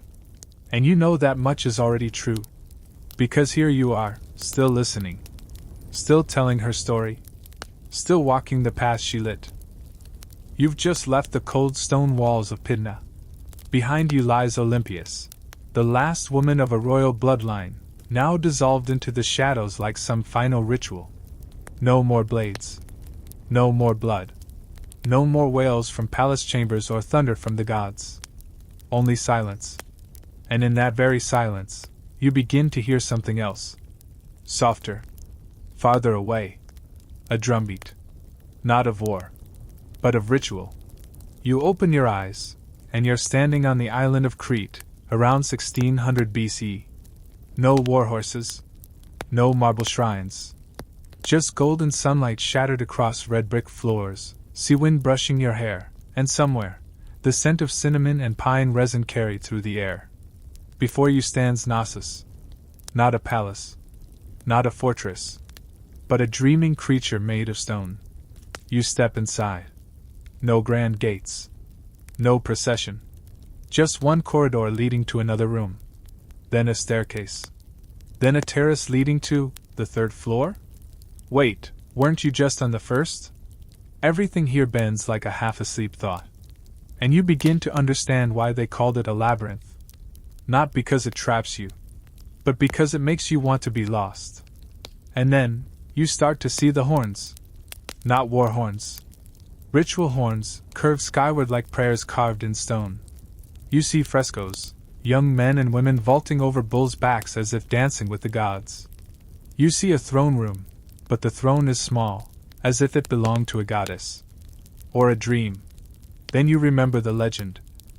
A monster, half man, half bull. A king named Minos. A girl named Ariadne and her thread of red. And a boy who entered the labyrinth, not knowing if he'd ever come out again. You stand here, between walls that have stood for thousands of years, and realize there's no need for monsters. Knossos itself is the myth. You stand still for a moment, inside a corridor of Knossos, where the light slips across each stone as if trying to redraw a story long forgotten. Nothing here is loud. Nothing boasts. But every detail whispers something. That this isn't merely a place to live, but a living body, a circulatory system made of stone and symbol. You begin to notice strange things. No fortified gates. No watchtowers. No bunkers. And especially, no familiar emblems of power. No crowns, no swords, no thrones. At Knossos, power doesn't shout, it dances. You see, on the walls, frescoes of young people, both men and women, leaping over bulls. Not fighting, but communicating with something greater than themselves. They wear no armor. They wear flounced skirts, coiled hair, eyes focused as if each leap is a ritual between human and God. You pass a small chamber, floor slightly raised above the surrounding halls, for bare walls, a single platform at the center. Some call it the throne room. Others say, it was just a pedestal for a long-vanished goddess. You're not sure. But standing in the center of that room, you feel a chill slip through your robe. Not from weather, but from memory held in stone. Not personal memory. Collective memory, of rituals once held in silence, lit by shafts of skylight, with drums pulsing from far away. Then you notice, all the halls, staircases, and chambers revolve around a single courtyard. An emptiness. A central void at the heart of the labyrinth. You stand there, face tilted toward the sky, sunlight pouring down like golden honey. And you understand, Knossos was not built to confine.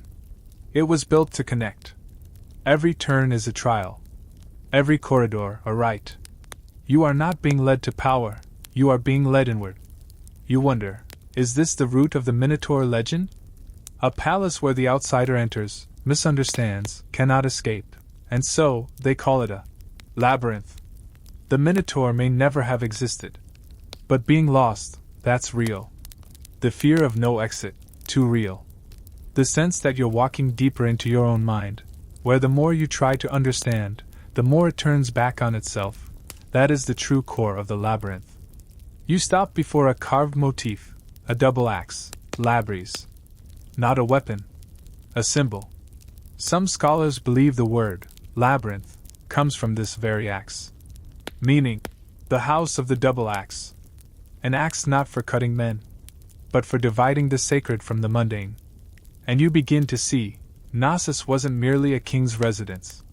It was a wordless ritual stretched across generations, each brick a prayer fossilized in stone. You step into a smaller chamber, floor sunken below the hall, whitewashed walls, still bearing traces of a mural eaten slowly by time.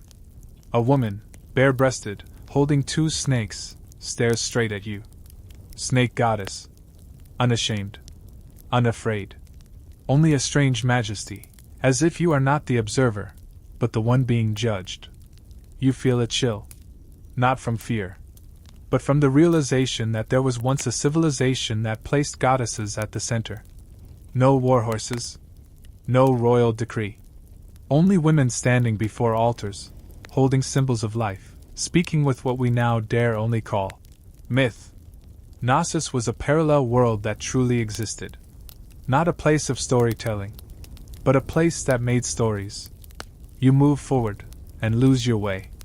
Lost in a gentle, almost welcoming sense.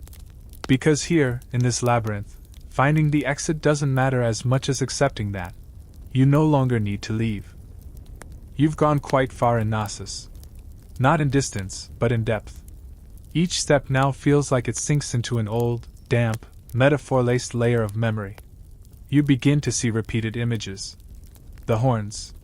The double axe. The curving walls like the flow of thought. And then a question rises. Why a labyrinth? Why didn't the ancients build a square palace, simple, defensible, easy to control? The answer, perhaps, lies in the complexity itself. Knossos wasn't designed for convenience. It was designed to evoke a feeling. A feeling of what? A feeling of being watched. Not by guards, but by the awareness that you are walking into a world with laws of its own. Each room has a purpose that resists explanation. Each turn feels like you're being led into the open palm of a god whose name you've never learned. You can't help but remember the story of Ariadne. The girl who held the red thread, the only tool for escaping the labyrinth. Legend says she gave that thread to Theseus, the Athenian hero, to help him defeat the Minotaur and find his way out. But there is another interpretation. Ariadne wasn't simply a helper. She was part of the labyrinth. She was memory. A living map. The only trace of logic in a maze of stone. Theseus didn't win because he was strong. He won because he was guided. And when it was over, he left her behind. Just as people often abandon the very thing that led them out of darkness, once they've reached the light. You pause at a cracked wall, where a faint carving of the double axe, the labyrinth, remains. Not large. Not grand. Just a circle, split by a graceful curve, like a pair of wings opening. Some say the labyrinth is an axe. Others say it's a symbol of twin moons. Still others, and you suspect they are right, say it's the sign of balance between two worlds. Between life and death. Between male and female. Between myth and reality. Knossos was built around this symbol.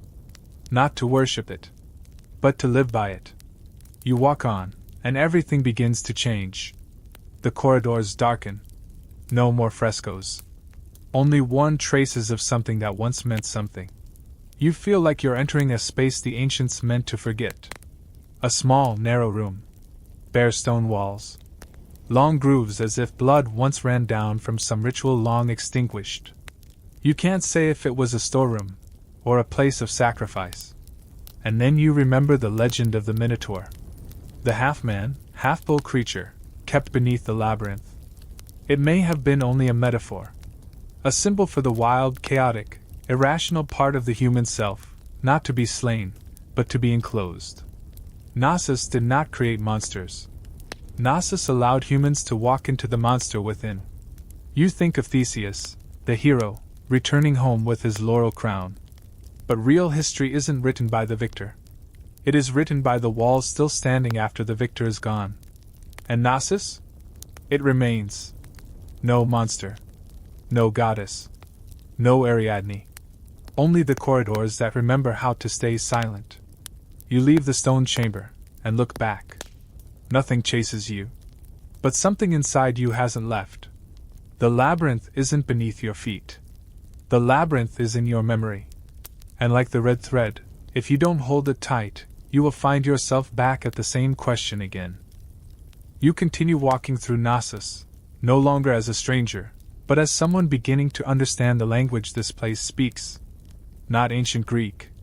Not the language of myth. But the language of space. Of light. Of details placed exactly where they belong, nothing extra, nothing missing. You stand inside a square room, where light spills in from a square skylight above. The breeze flows gently across three walls, not strong, but just enough to keep this space perpetually cool. You tilt your head upward. No towering pillars. No statues of gods. Just a void. And that very emptiness is what makes it easier to breathe, in your lungs, and in your mind. Knossos has no separate temple like the later Greek cities. No Egyptian-style sanctuaries. No pyramids. No Roman symmetry. Everything, from corridors, central courtyards, storerooms, living quarters, even toilets, is constructed as part of a ritual. A living sacred space. Every step is an act of devotion. Every bath is a place of purification. Every turn is a spiritual decision. You reach the area called the storerooms. 2 rows of giant clay jars, wide-mouthed, round-bellied, lined up like a silent army. Inside, they once held olive oil, grain, wine, honey. No gold. No statues. No jewels. The wealth of Knossos was measured in food, not in spoils of war. And you think, this was a society that didn't glorify warriors, but honored the keeper of the granary, the guardian of the hearth, the dancer with bulls. You move past a set of stairs, down into a lower level, where artifacts have been found, pottery etched with snakes, ceremonial vessels, and figurines of bare-breasted women holding serpents. You don't know whether to call them goddesses, or symbols. But you do know, here, There is no separation between the sacred and the everyday. Every drawing, every object, both functional and mystical. As if life itself was one continuous ceremony. You see a mural of dolphins dancing on the walls of a bathroom. No god of death. No warrior with a spear. Just dolphins. Water. White foam.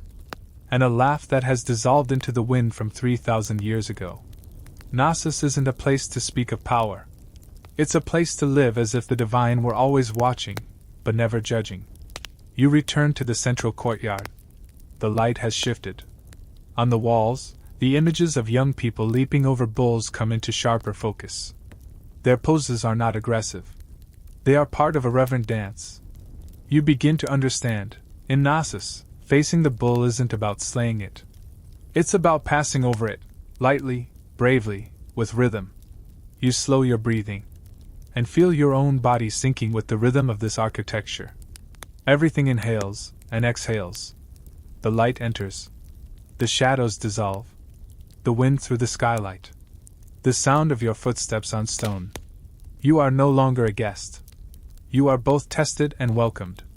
The labyrinth is no longer disorienting. It becomes music. And you realize, Knossos doesn't hold people by force. It holds them with unanswered questions. A hallway not yet walked. A small room not yet understood.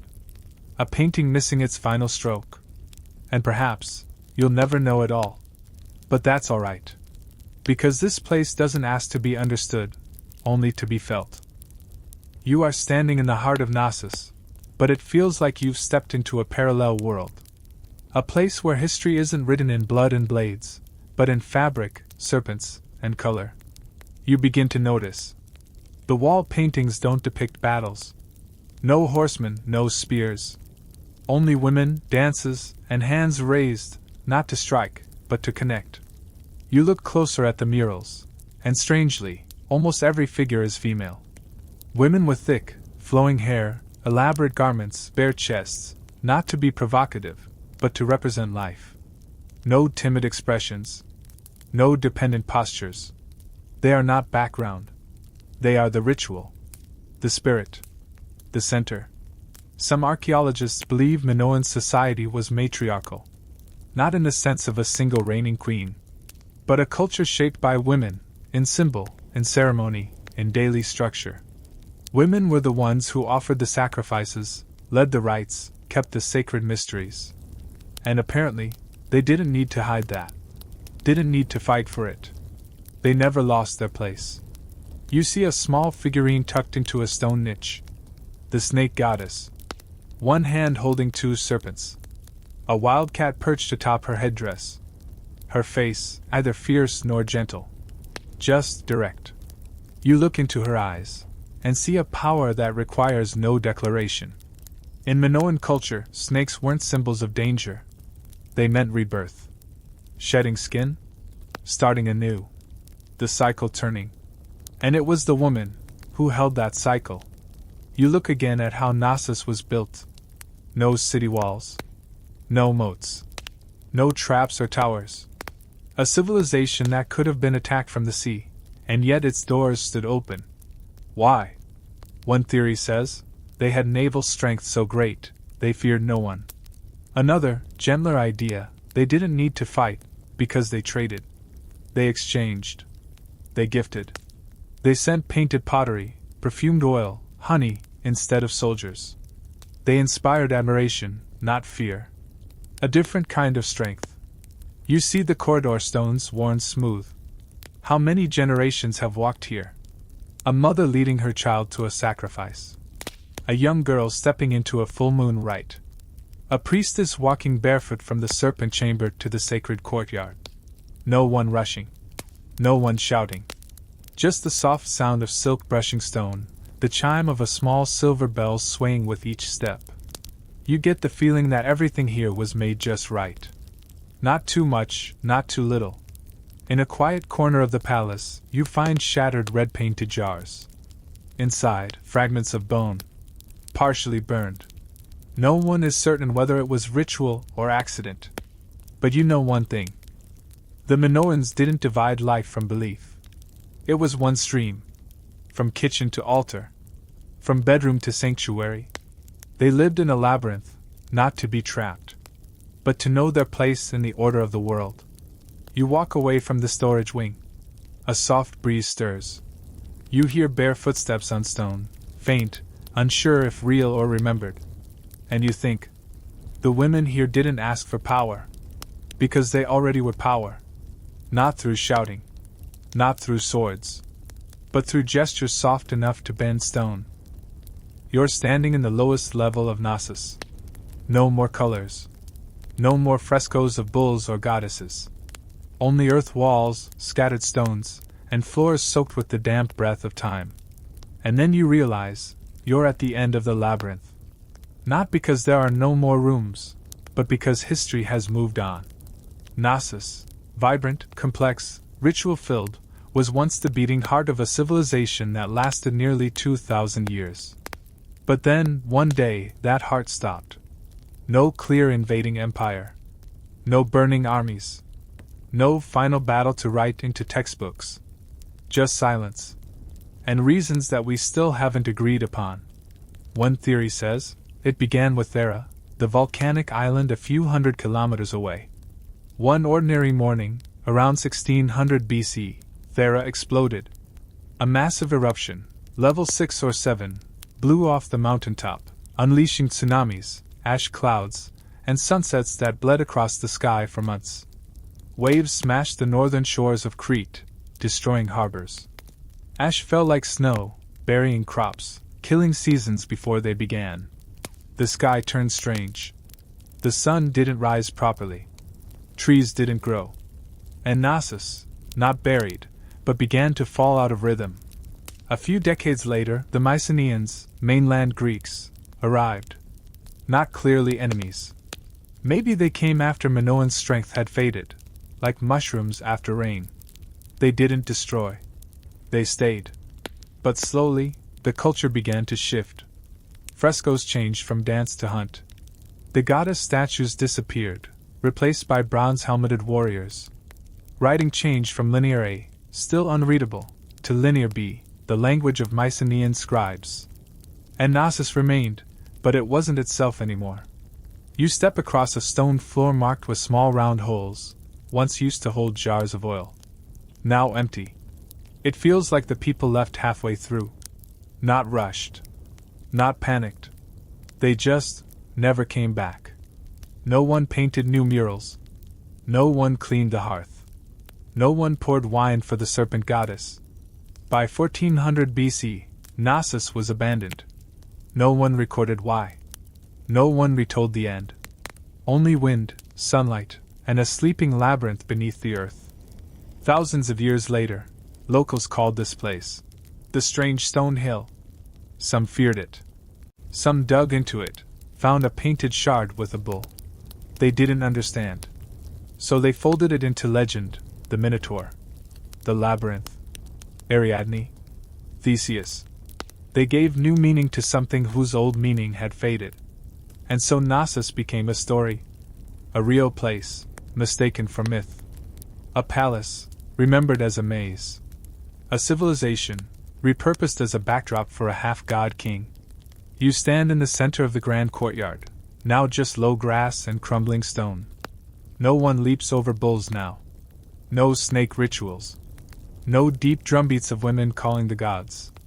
Only silence. And questions. Knossos vanished for many reasons. Nature. Cultural conquest. Failure to adapt. But maybe, it simply didn't need to last any longer. Because what Knossos taught wasn't written in ledgers or military glory. It lived in a way of being. In reverence for nature, the feminine, the cycle of birth, death, rebirth. And perhaps, when the world changed color, Knossos simply stepped aside. An ending without tragedy. Just discreet. Like a final dance, when the music has grown quiet. You return to Knossos, not with the eyes of a believer, but of a digger. Not in 1600 BC, but in the year 1900. A century of excavations. Men with pith helmets and leather notebooks. Shovels plunged deep into earth and stone in search of what the world had long forgotten. And among them stands out Sir Arthur Evans, an English gentleman, drawn by a fascination with Greek myth and driven by a dream. If the labyrinth is real, it must lie beneath this dust. Evans didn't come to Crete with a treasure map. He came because of curious little seals the locals kept digging up while gardening. He bought a plot of land overgrown with olive trees, a place the villagers called Kefala Hill, mostly overlooked. And then, he started digging. Within days, he uncovered walls that stretched and curved, shadowed staircases, small rooms leading into larger ones, and hundreds of images, bulls, double axes, snake goddesses, swirling motifs. Evans gasped amid the rubble. There was no doubt anymore. He believed he had found the labyrinth of the Minotaur. But Evans didn't stop at excavation. He wasn't just an archaeologist. He was a storyteller. And so, from broken stones, he rebuilt the palace of Knossos. Not exactly as it once was, but as he imagined it might have been. With crimson red walls, black painted columns, frescoes restored in Edwardian style, concrete poured where ancient stone once lay. Some called it restoration. Others called it ruin. Because Evans wasn't just rebuilding stone. He was rebuilding legend. He gave the name, Minoan, to this civilization, even though the Minoans left no written words we can read. He merged Minos, the tyrant king of Greek myth, with Knossos. He claimed this palace once housed the Minotaur. He imagined a reigning queen, based on the abundance of female imagery. And from there, the world began to envision. Knossos equals labyrinth. Minoan equals goddess plus serpent plus bull. Evans equals the man who revived a kingdom that had slept for 3,000 years. The problem is, what was real? What was assumption? What was poetic exaggeration? Later archaeologists challenged Evans. Why pour concrete into ancient floors? How much of these frescoes are original? Are you sure that's the throne of a king? Evans left no detailed blueprints. Only narratives, subjective descriptions, and bold speculation. The result, Knossos today is part excavation, part stage set. Part truth. Part dream, retold in concrete. But you stand here, among the deep red columns, repainted through the imagination of a man who lived 3 millennia later. And it doesn't feel fake. It feels intentional. Because without Evans, Knossos might still be just a hill of stone beneath olive trees. No one retelling the story of the snake goddess. No one imagining hallways designed to lose you. No one naming the Minoans, though that wasn't their true name. Evans was wrong about many things. But he opened a door. Not to truth, but to possibility. The possibility that this place really was a labyrinth. That it truly was the center of an ancient universe, where humans, gods, and symbols were one. And if it was wrong, then it was a very poetic kind of wrong. You've walked through the corridors, the central courtyard, the room of the snake goddess, the oil storerooms, the throne room, the lower levels. You've seen the walls, the red columns, the bull frescoes. You've passed through history, through myth, through Arthur Evans's concrete. And now you stop. In front of a stone slab carved with symbols. No one knows what it says. No one's ever translated it. No one's sure if it's literature, accounting, or a prayer. This is Linear A, the primary script of the Minoans. And even today, no one can read it. You take a step back and look at Knossos as a whole. Once a city. Once a ritual. Once a labyrinth. Now, a map without a legend. You begin to notice repeating motifs, spirals, horns, the double axe, labyrinths, four-petaled flowers. Everything is symmetrical, but never perfectly straight. Columns that taper downward, not swollen in the middle like Greek columns. A palace designed to confuse, but that somehow feels familiar. Because this isn't a labyrinth meant to trap monsters. It's a labyrinth meant to reflect yourself. You start thinking about the symbols. Labyrinths, the double axe, repeated everywhere. Could be a weapon, could be the moon, could be rebirth. bull's horns, placed on rooftops, altars, entrances, not as trophies, but perhaps as signs of the sacred. The bull, leaping over bulls, painting bulls on jars, carving bulls into walls, not for the hunt, but for the understanding. You realize, the entire palace of Knossos is a spell. Not one to be spoken, but one to be felt. From the central court, you enter the throne room, the place Evans believed was the seat of power. There's a low stone chair. Benches on either side. On the walls, griffins, creatures half lion, half eagle. It doesn't look like any king's throne you've ever seen. Not high. Not grand. Not golden. This isn't a seat made to raise one's voice. It may have been the seat of a ritual keeper, someone who didn't command, but connected. You don't know who once sat here. Maybe a king. Maybe a high priest. Maybe a woman who held serpents in her hands and wore the moon on her brow. You begin to see Knossos as a language without a phonetic guide. Each room is a word. Each corridor a punctuation mark. Each architectural detail a syllable in a 2,000-year-long hymn. You don't need to understand it all. You just need to see with your eyes, breathe with your skin, and be silent with your mind. Knossos offers no conclusions. Knossos asks questions. And when you're about to leave the labyrinth, you look back. Not to find the exit, but to remember, you were once inside a living symbol. A place. Without walls, yet revered by the ancient world. Without an original myth, yet the birthplace of its greatest legend, the Minotaur. Without decipherable texts, yet capable of saying what mightier civilizations could not.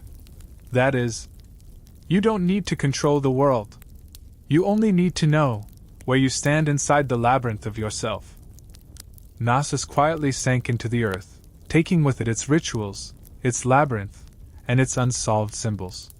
But when one civilization fades, another always rises. And not everyone chooses to speak with snakes, dance, or frescoes.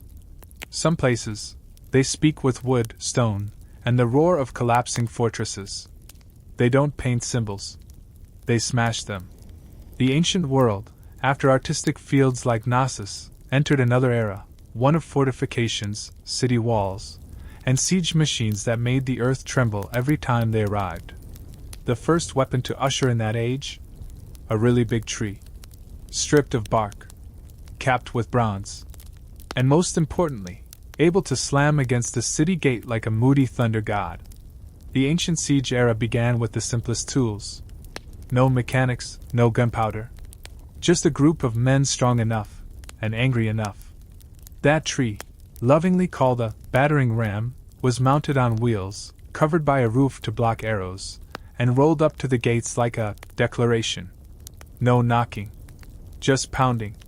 Assyria, a name not famous for mercy, perfected this art. On the stone walls of ancient Nineveh, scenes were carved showing rams crashing into wooden gates, defenders pouring oil from above, while the siege crew pushed on grimly. No fancy tactics. Just rhythm, thud, thud, thud. Each strike was a reminder. Walls are temporary. Pain is permanent. Later, the Greeks, then the Romans, refined the battering ram into a proper weapon of war. The ram was slung like a temple bell between ropes. Outside, the whole wooden frame resembled a mobile house, with fireproof roof, hide-covered walls, and guards taking shifts. The Romans called it Ares, the ram. Not for herding. For ramming. A giant sheep with hooves, a bronze head, and absolutely no intention of stopping. What made the battering ram terrifying wasn't just the force. It was the psychology. Imagine you're standing at the gate. You know something is rolling toward you. Slowly, heavily, steadily. It doesn't shout. It doesn't threaten. It just comes. And every time it hits the gate, you hear a thud, and feel would sigh like teeth grinding. There's nothing more stressful than the sound of a crack slowly spreading. The ram was a weapon of patience. It didn't need brave warriors, just disciplined ones who took turns, slept well, and pressed forward like chronic back pain. No gate survived 48 hours of knocking from that sheep. And then, people got bored of pounding. They wanted to throw. They wanted to strike from afar. They wanted to break the wall without touching the wall.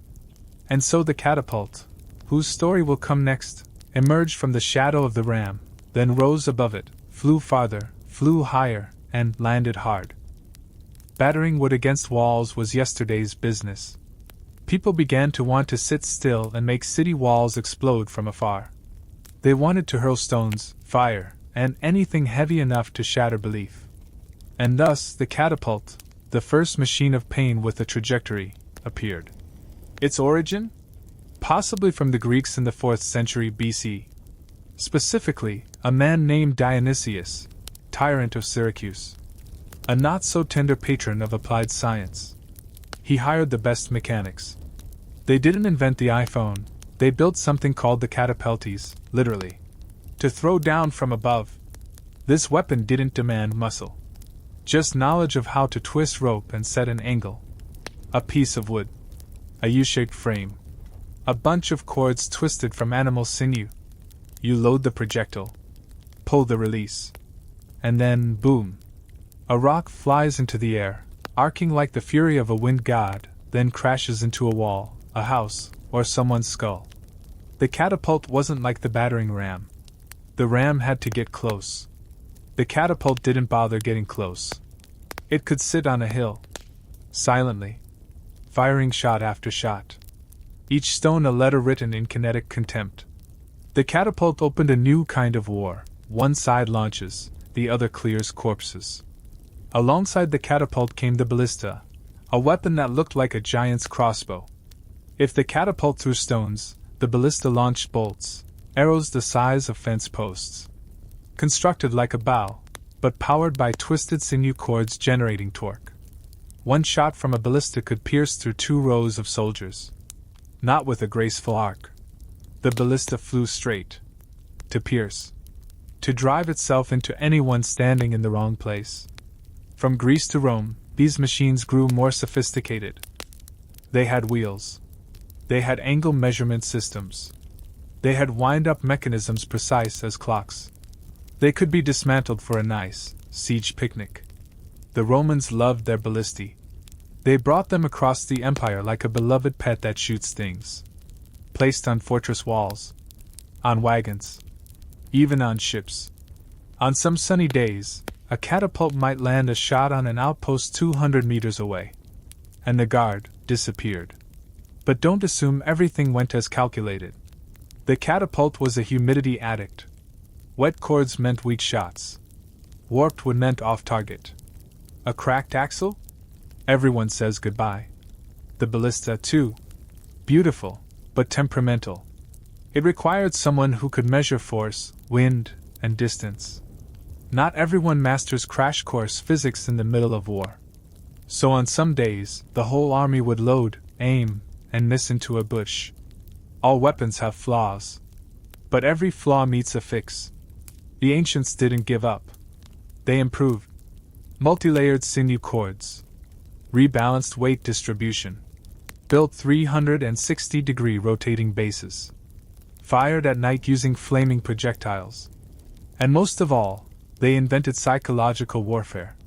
The catapult didn't just throw stones. It threw corpses. The ballista didn't just launch bolts. It launched messages. A corpse hurled into the city carried plague. A severed head lobbed into the town hall spoke louder than any treaty. When a city saw rocks fall from the sky, bodies drop from the walls, and walls crumble from afar. You didn't need to persuade them to surrender. You just let them hear the wind whistle. And know that dinner would not be peaceful. When the catapult hurled stones, people were impressed. When the trebuchet hurled stones, people ran. Because this weapon didn't just damage. It collapsed. It didn't just threaten walls. It shattered faith in the walls before the walls themselves fell. Unlike the catapult, which used twisted ropes for force, the trebuchet used gravity. A brilliantly simple principle, a long lever arm. One end holds a counterweight. The other end holds a sling. You pull the heavy side up. Lock it in place. Place a stone in the sling. Release the pin. And then... thud. The stone arcs into the sky, curving like a rainbow of vengeance, and slams into a wall, fortress, granary, or anything foolish enough to be shaped like a box. It wasn't an overnight invention. The first versions, traction trebuchets, may have appeared in 4th century BC China, powered not by counterweights, but by teams of people pulling ropes. It wasn't until the 12th century that the European counterweight trebuchet entered the main stage of political violence. And from then on, every wall had a reason to fear. The trebuchet offered unmatched advantages. Longer range than a catapult. More force than a battering ram. Greater accuracy than any siege engine of its time. But what made it legendary was the breath. The sound of a multi-ton counterweight descending, swinging the arm into the sky. The whistle of the stone through the air, heavy and silent. And when it landed, nobody talked for a moment. The most famous story? Warwolf, the trebuchet built by King Edward I of England to besiege Stirling Castle in 1304. It was so massive that the enemy offered to surrender before it even fired. Edward declined. Because he wanted to see it fire. Utterly polite. Utterly wicked. Trebuchets like Warwolf could launch 135 kilogram stones over 300 meters, with enough precision to hit a tower, or someone's self-esteem. And it didn't just throw rocks. The trebuchet hurled corpses for biological reasons, buckets of dung for political reasons, jars of quicklime for blinding reasons, flaming oil for barbecue reasons, messages, even live spies. Some reports even mention diseased feral cats being launched into cities. Yes. When gravity teams up with creativity, no one is safe. Weaknesses? Of course. The trebuchet was bulky, time-consuming to build, days to weeks. Required flat ground. Dependent on a team of engineers who conducted it like a symphony. It wasn't as mobile as a ballista. Not as nimble as a catapult. But once it was built, everything beyond the wall became a target. If the catapult was a slap, the trebuchet was a sighing smash. Slow. Heavy. Unavoidable. When the counterweight dropped, not just the stone, the entire defense strategy took flight. No one survives the swing of gravity. Not even morale. Not everyone liked throwing stones from afar. Some generals, instead of breaking walls, thought, why not climb over? And thus the siege tower was born. A 2-story house-like machine, capable of rolling, packed with soldiers, and ending with a bridge straight onto the enemy walls. No need to knock. No need to smash stone. Just push and climb. At first glance, a siege tower looks like a walking bookshelf. Big, tall, clunky, and feels like if you breathe too hard, it might topple. But don't let the looks fool you. This was a machine of speed and height. A unit inside could climb up, shoot from the top floor, and as soon as it touched the wall, the bridge would swing out like a blade unlocking a door. The defenders only heard a crash, then saw iron helmets flood in like organized floodwater. Who invented it? Possibly the Assyrians, around the 9th century BC. But the Greeks, and later the Romans, turned the siege tower into a high-rise art form. The towers had giant wheels wrapped in metal, thick wooden sides covered in rawhide to resist fire, multiple floors packed with soldiers, archers, and even mini catapults, sloped roofs to block rolling stones from above. In short, if a siege was a stage play, the siege tower was a mobile theater. However, pushing a building up to the gates wasn't simple. Siege towers needed dry, flat ground, not rice paddies during monsoon. No traps, pits, or ditches.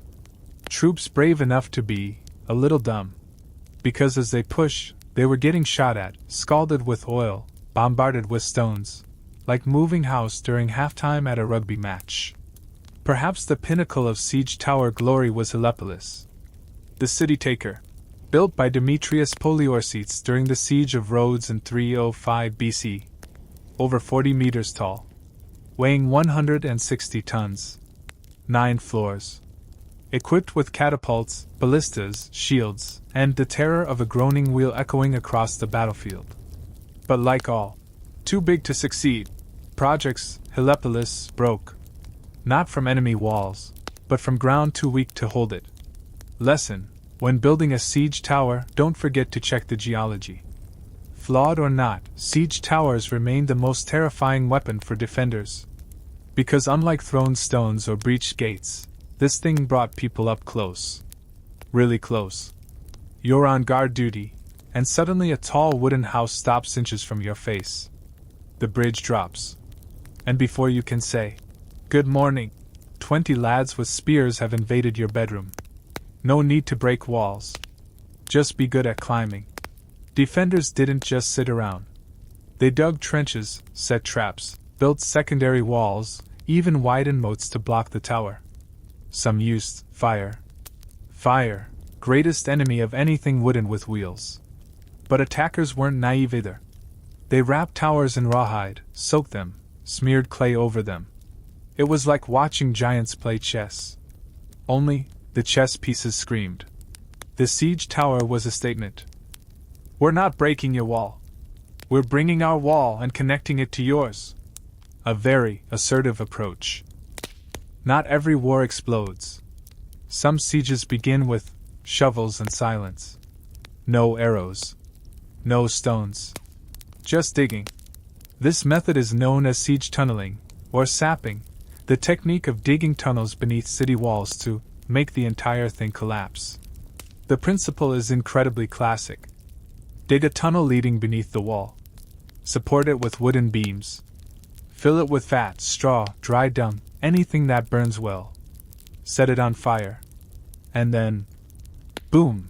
Not the sound of an explosion, but of the beams burning through, causing the tunnel to cave in and dragging the wall above down like a soaked rice cracker.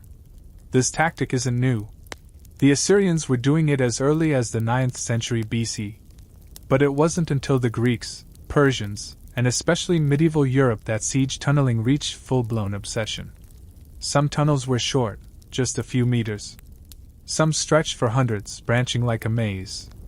All to make a tower or a wall fall straight down as if the god of the earth sneezed. Imagine being a sapper. No light. No wind. No idea if you'll hit rock, traps, or a family of damp rats. Your hands aren't hands anymore, just two shaking lumps of mud. Your ears? Always tuned to a sound. Talk, talk, talk. Not your teammates. Could be the enemy, digging from the other side. Yes. Fortresses had ears. Defenders dug tunnels too, to listen, to intercept, to strike back from underground. It was called countermining. If you're lucky, both tunnels meet. No talking. No shouting. Just picks, shovels, knives, fire, and absolutely no air to scream in. A battle inside the earth, where blood soaks into mud and the dead are silent. One chilling example? Rochester Castle, England, 1215. King John's forces tunneled beneath the main tower. To be sure, they burned 40 pigs' worth of fat. The result? A whole corner of the castle dropped. Not from an attack. From a collapsed foundation. History recorded it, but the locals probably just said, "Wait, why is there a chunk missing from the castle this morning?" The defenders didn't die quietly. They set traps in the tunnels, dug shafts to collapse enemy mines, hung barrels of water, listening to the vibrations to measure digging distance. Even kept geese on the walls, because geese hear better than humans. When the geese shrieked, it probably meant someone was digging right under their feet. Siege tunneling had no glory. No cheering. Just the smell of dirt, sweat, and the reality that, if a wall fell, no one knew who had dug it. There are no monuments to the pickaxe wielders. No songs about war 3 meters underground. But without them, battering rams and trebuchets would just be light shows. So next time you see a tower collapse, don't think about stones flying through the sky. Think about 7 men, 2 shovels, and a barrel of smoldering fat. Because sometimes war doesn't fall from the heavens. It comes from beneath your feet. You think only the attackers got to play with rocks, fire, and pig fat? Think again. The folks inside the walls had their own toy chest. Welcome to the arsenal of castle defense, where kitchens, excrement, and blood-curdling screams merge into a life-or-death technology suite. First up, the greatest hit, boiling oil. Or boiling water. Or hot sand. Or a mystery stew you really don't want the recipe for. From murder holes, small openings just above the castle gate, defenders would pour scalding liquids onto anyone trying to climb the ladder or batter the door. Just made it 3 meters up that wooden ladder? Congratulations. You just became the local hot pot. Sounds simple, but it was surprisingly tactical. Oil retains heat, causes deep burns. Hot sand slips into armor and cooks you from the inside. Quicklime reacts with water, generates heat, and eats through flesh. Ancient science didn't need a lab. Just a well, a pan, and some attitude. Next, gravity. A brutally honest weapon, maintenance-free, and always reliable. Just drop something heavy. Big rocks. Wooden barrels. Logs. Dead soldiers, convenient and demoralizing. Ancients knew, if you can't fly, fall fast and aim well.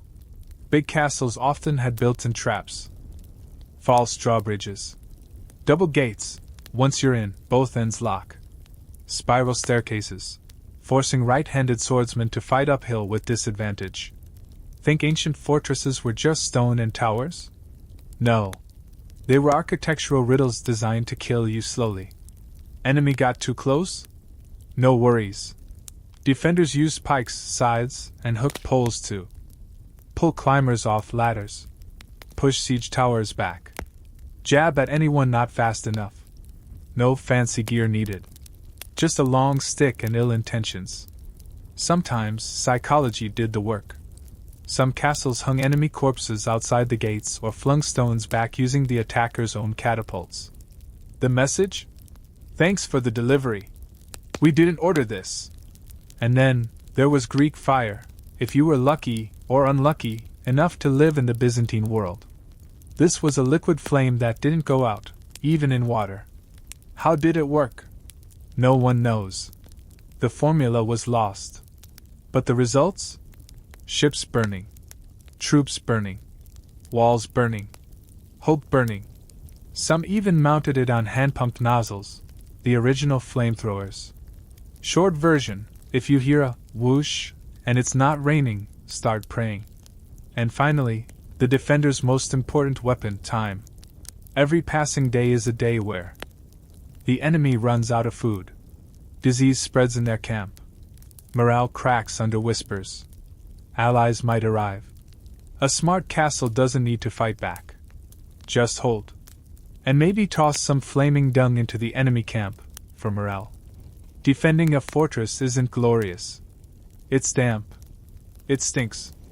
It involves fast cooking, broken sleep, and shouting. Lots of shouting. But it's thanks to that effort, that boiling pot in the kitchen, that castle stood for centuries. Not because they glittered, but because the stew was ready. You think stone walls are the hardest part of a fortress to breach? Not always. There's something tougher than stone, human will. And something softer than a burning siege tower, also human will. That's why generals didn't just bring trebuchets. They brought entire symphonies of psychological warfare. It begins before the first rock ever flies. They build a camp bigger than needed, so defenders think the enemy is endless. They place fake soldiers, made of wood and rags, so no one can count them all. They light extra fires at night, so from the battlements, it looks like a sea of men.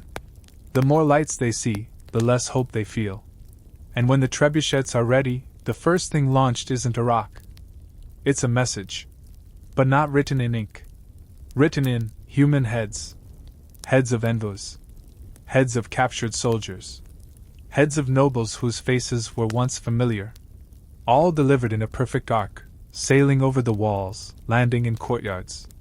A message very clear. You're next. And it wasn't just heads. They threw threatening letters, carcasses of diseased animals, barrels of fermented dung, Skulls of those who once said no.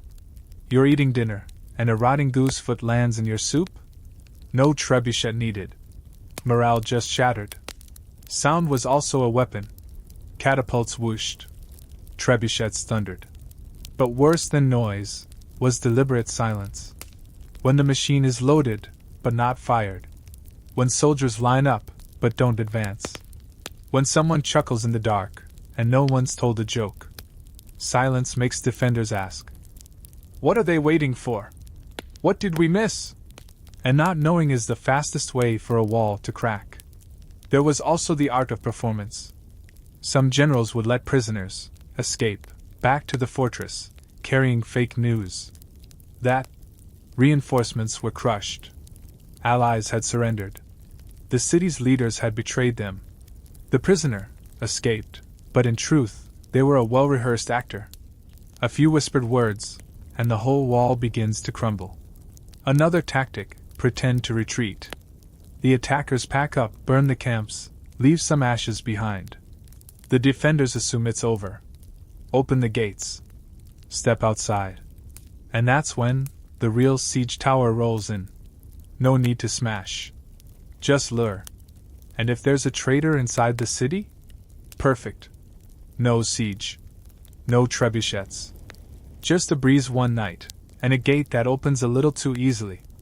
Many cities didn't fall to catapults. They fell to love letters sent to the wrong person. Psychological warfare has no shape. No one remembers who first launched a severed head. There are no statues for the drummer who kept the enemy awake. But the result? The city falls. Without a single touch. Because when the mind trembles, stone walls are just decoration. And fear, planted at the right moment, is the most durable weapon of any siege. The ancient world of siege warfare was once a stage of wood, rope, and gravity. And then, suddenly, boom. Not the sound of a trebuchet. Not sizzling pig fat. But gunpowder. Gunpowder, a Chinese invention that traveled to the Arab world, and then to Europe. At first, it was just for fireworks. Or scaring birds. But humans, never ones to leave anything flashy and used in a fight, soon thought, this explodes. What if we shoved iron into it, and just saw what happens? And so, the cannon was born. This invention changed everything. No matter how thick a wall, it wasn't built for explosions. A boulder from a trebuchet? It hits. But a cannonball? It pierces. Then explodes. Then breaks from the inside. And if you're nearby? Just dust. Early cannons were awful. Wildly inaccurate. Painfully slow to reload. Occasionally exploded in the operator's face.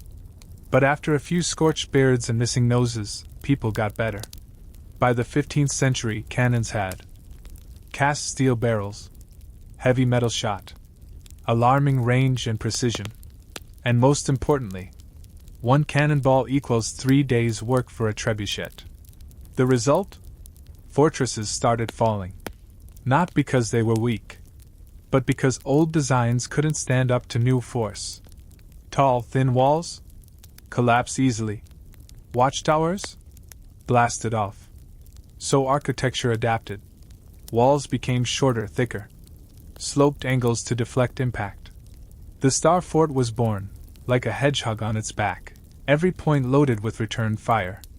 Once again, siege and defense entered an arms race. Soldiers no longer pulled ropes or scaled walls. They loaded shells, packed powder, lit fuses. Then, boom, walls crumbled. Enemies didn't even know where it hit from. And best of all, cannons didn't need ladders. Didn't need tunnels. Just stand there and repeat. One of the defining moments? 1453, Constantinople. The Byzantine Empire, with triple-layered walls, thought itself invincible. Then the Ottomans arrived with something new. A massive cannon named Basilica, 8 meters long, firing 550 kilogram stones. After a month of steady thunder, the walls fell. The ancient empire ended. The age of artillery began. Trebuchets, catapults, siege towers. All sent to the Museum of Myth. Not because they were useless, but because something broke faster. And whoever breaks faster redraws the map. From here on, sieges weren't contests of patience. They became contests of accuracy. The blacksmith, once busy with pulleys and carved beams, was now an artisan of steel and ignition. Artillery didn't end siege warfare. It just leveled it up. Fortresses still stood. But now they could dodge, retaliate, and fire back. The game was no longer who climbs faster wins, but rather, who explodes louder wins. For thousands of years, humans have devised every possible way to break through a wall. Using wood to ram it down, battering ram. Using rope to hurl it apart, trebuchet. Using ladders to scale it, siege tower. Using hands to tunnel beneath it, tunneling. And finally, using gunpowder to blast it into dust. But in the end, what remains is not the rubble, but the thinking mind. Think about this. Every siege machine is a testament to human creativity. Every countermeasure is a reply crafted by engineering. And every failure gave birth to a better attempt. A whole pre-industrial science grew out of this cat-and-mouse game between besiegers and defenders. Trebuchets are physics. Siege towers are mechanics. Tunneling is geology. Artillery is chemistry. And all of it is history. We don't just remember the names of fortresses. We remember the ways humans stood between fire and stone, and still found a way. The guards who clung to towers in the freezing cold. The engineers who laid every stone underground. The ones who lit the powder behind cannons, knowing full well it might explode the wrong way. Without them, there would be no fortresses.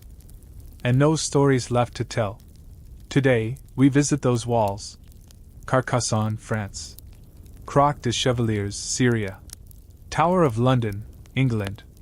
Ramilai Hizari, Turkey. Each stone is a whisper from the past. Each crack, an old stance of a tired soldier. Can you imagine the sound of a hammer driving a catapult into shape? The slow breath of a defender watching fire reach the granary? You don't have to imagine. They were there. And perhaps the greatest lesson is this. No wall is unbreakable. But no spirit is easily broken. Every time a wall fell, someone built it again. Every time a cannon roared, someone lit a fire somewhere else. The game between offense and defense never ended. It only changed its name. Today, there are no trebuchets rolling across fields. No underground tunnels packed with pig fat. But in every modern conflict, you still see their legacy. Positional analysis. Trajectory calculation. Psychological warfare. Defensive architecture. Whether on digital battlefields or in blockaded cities. The spirit of ancient siegecraft still lives. We've just upgraded it with circuits and satellites. And when we step out of an old fortress, leaving behind walls meters thick and arrow slits that once glowed with fire, we understand. What lasts the longest is not stone, not wood, not steel, but will. The will to break through any fortress. And the will to stand firm where we are. How many centuries have you passed through tonight? From towering stone walls, where catapults screamed through the wind, to the silent earth below, where picks struck ancient foundations. Through clouds of gunpowder smoke, and dinners interrupted by birds falling from trebuchets. Now you don't have to go anywhere else. Just lie still. Feel your back sinking into the softness of the bed. Arms loose. Legs stretched. No more weight. No more sound. And if there's still a little tapping inside your head, it's just the echo of wooden hammers from long ago, nailing wheels onto a trebuchet. Don't worry. It's fading now. Imagine you're lying inside an abandoned fortress. No more war. Only a gentle breeze through stone windows. Moonlight spills through an old watchtower. On the wall, a forgotten hook still holds the remains of a weathered bowstring.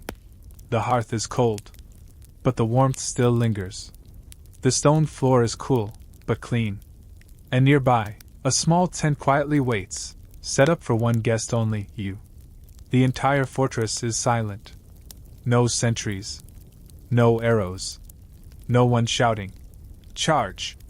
Only the sound of dry leaves falling, and the steady rhythm of your own breathing. Outside is night. You don't need to know the time. You don't need to know the day. No one is calling you. There's no mission left to complete. No siege to plan. Only sleep. Gentle, long, and deserved. If someone were to ask, "Why did you pass through so many ruined fortresses?" just say, "Not to conquer, but to find the place where I could lay down my weapons, lie down, and sleep in peace." Now let the whole world slow. The final fortress has fallen. Not to war, but to stillness. Breathe slowly. Deep. Soft. Sleep.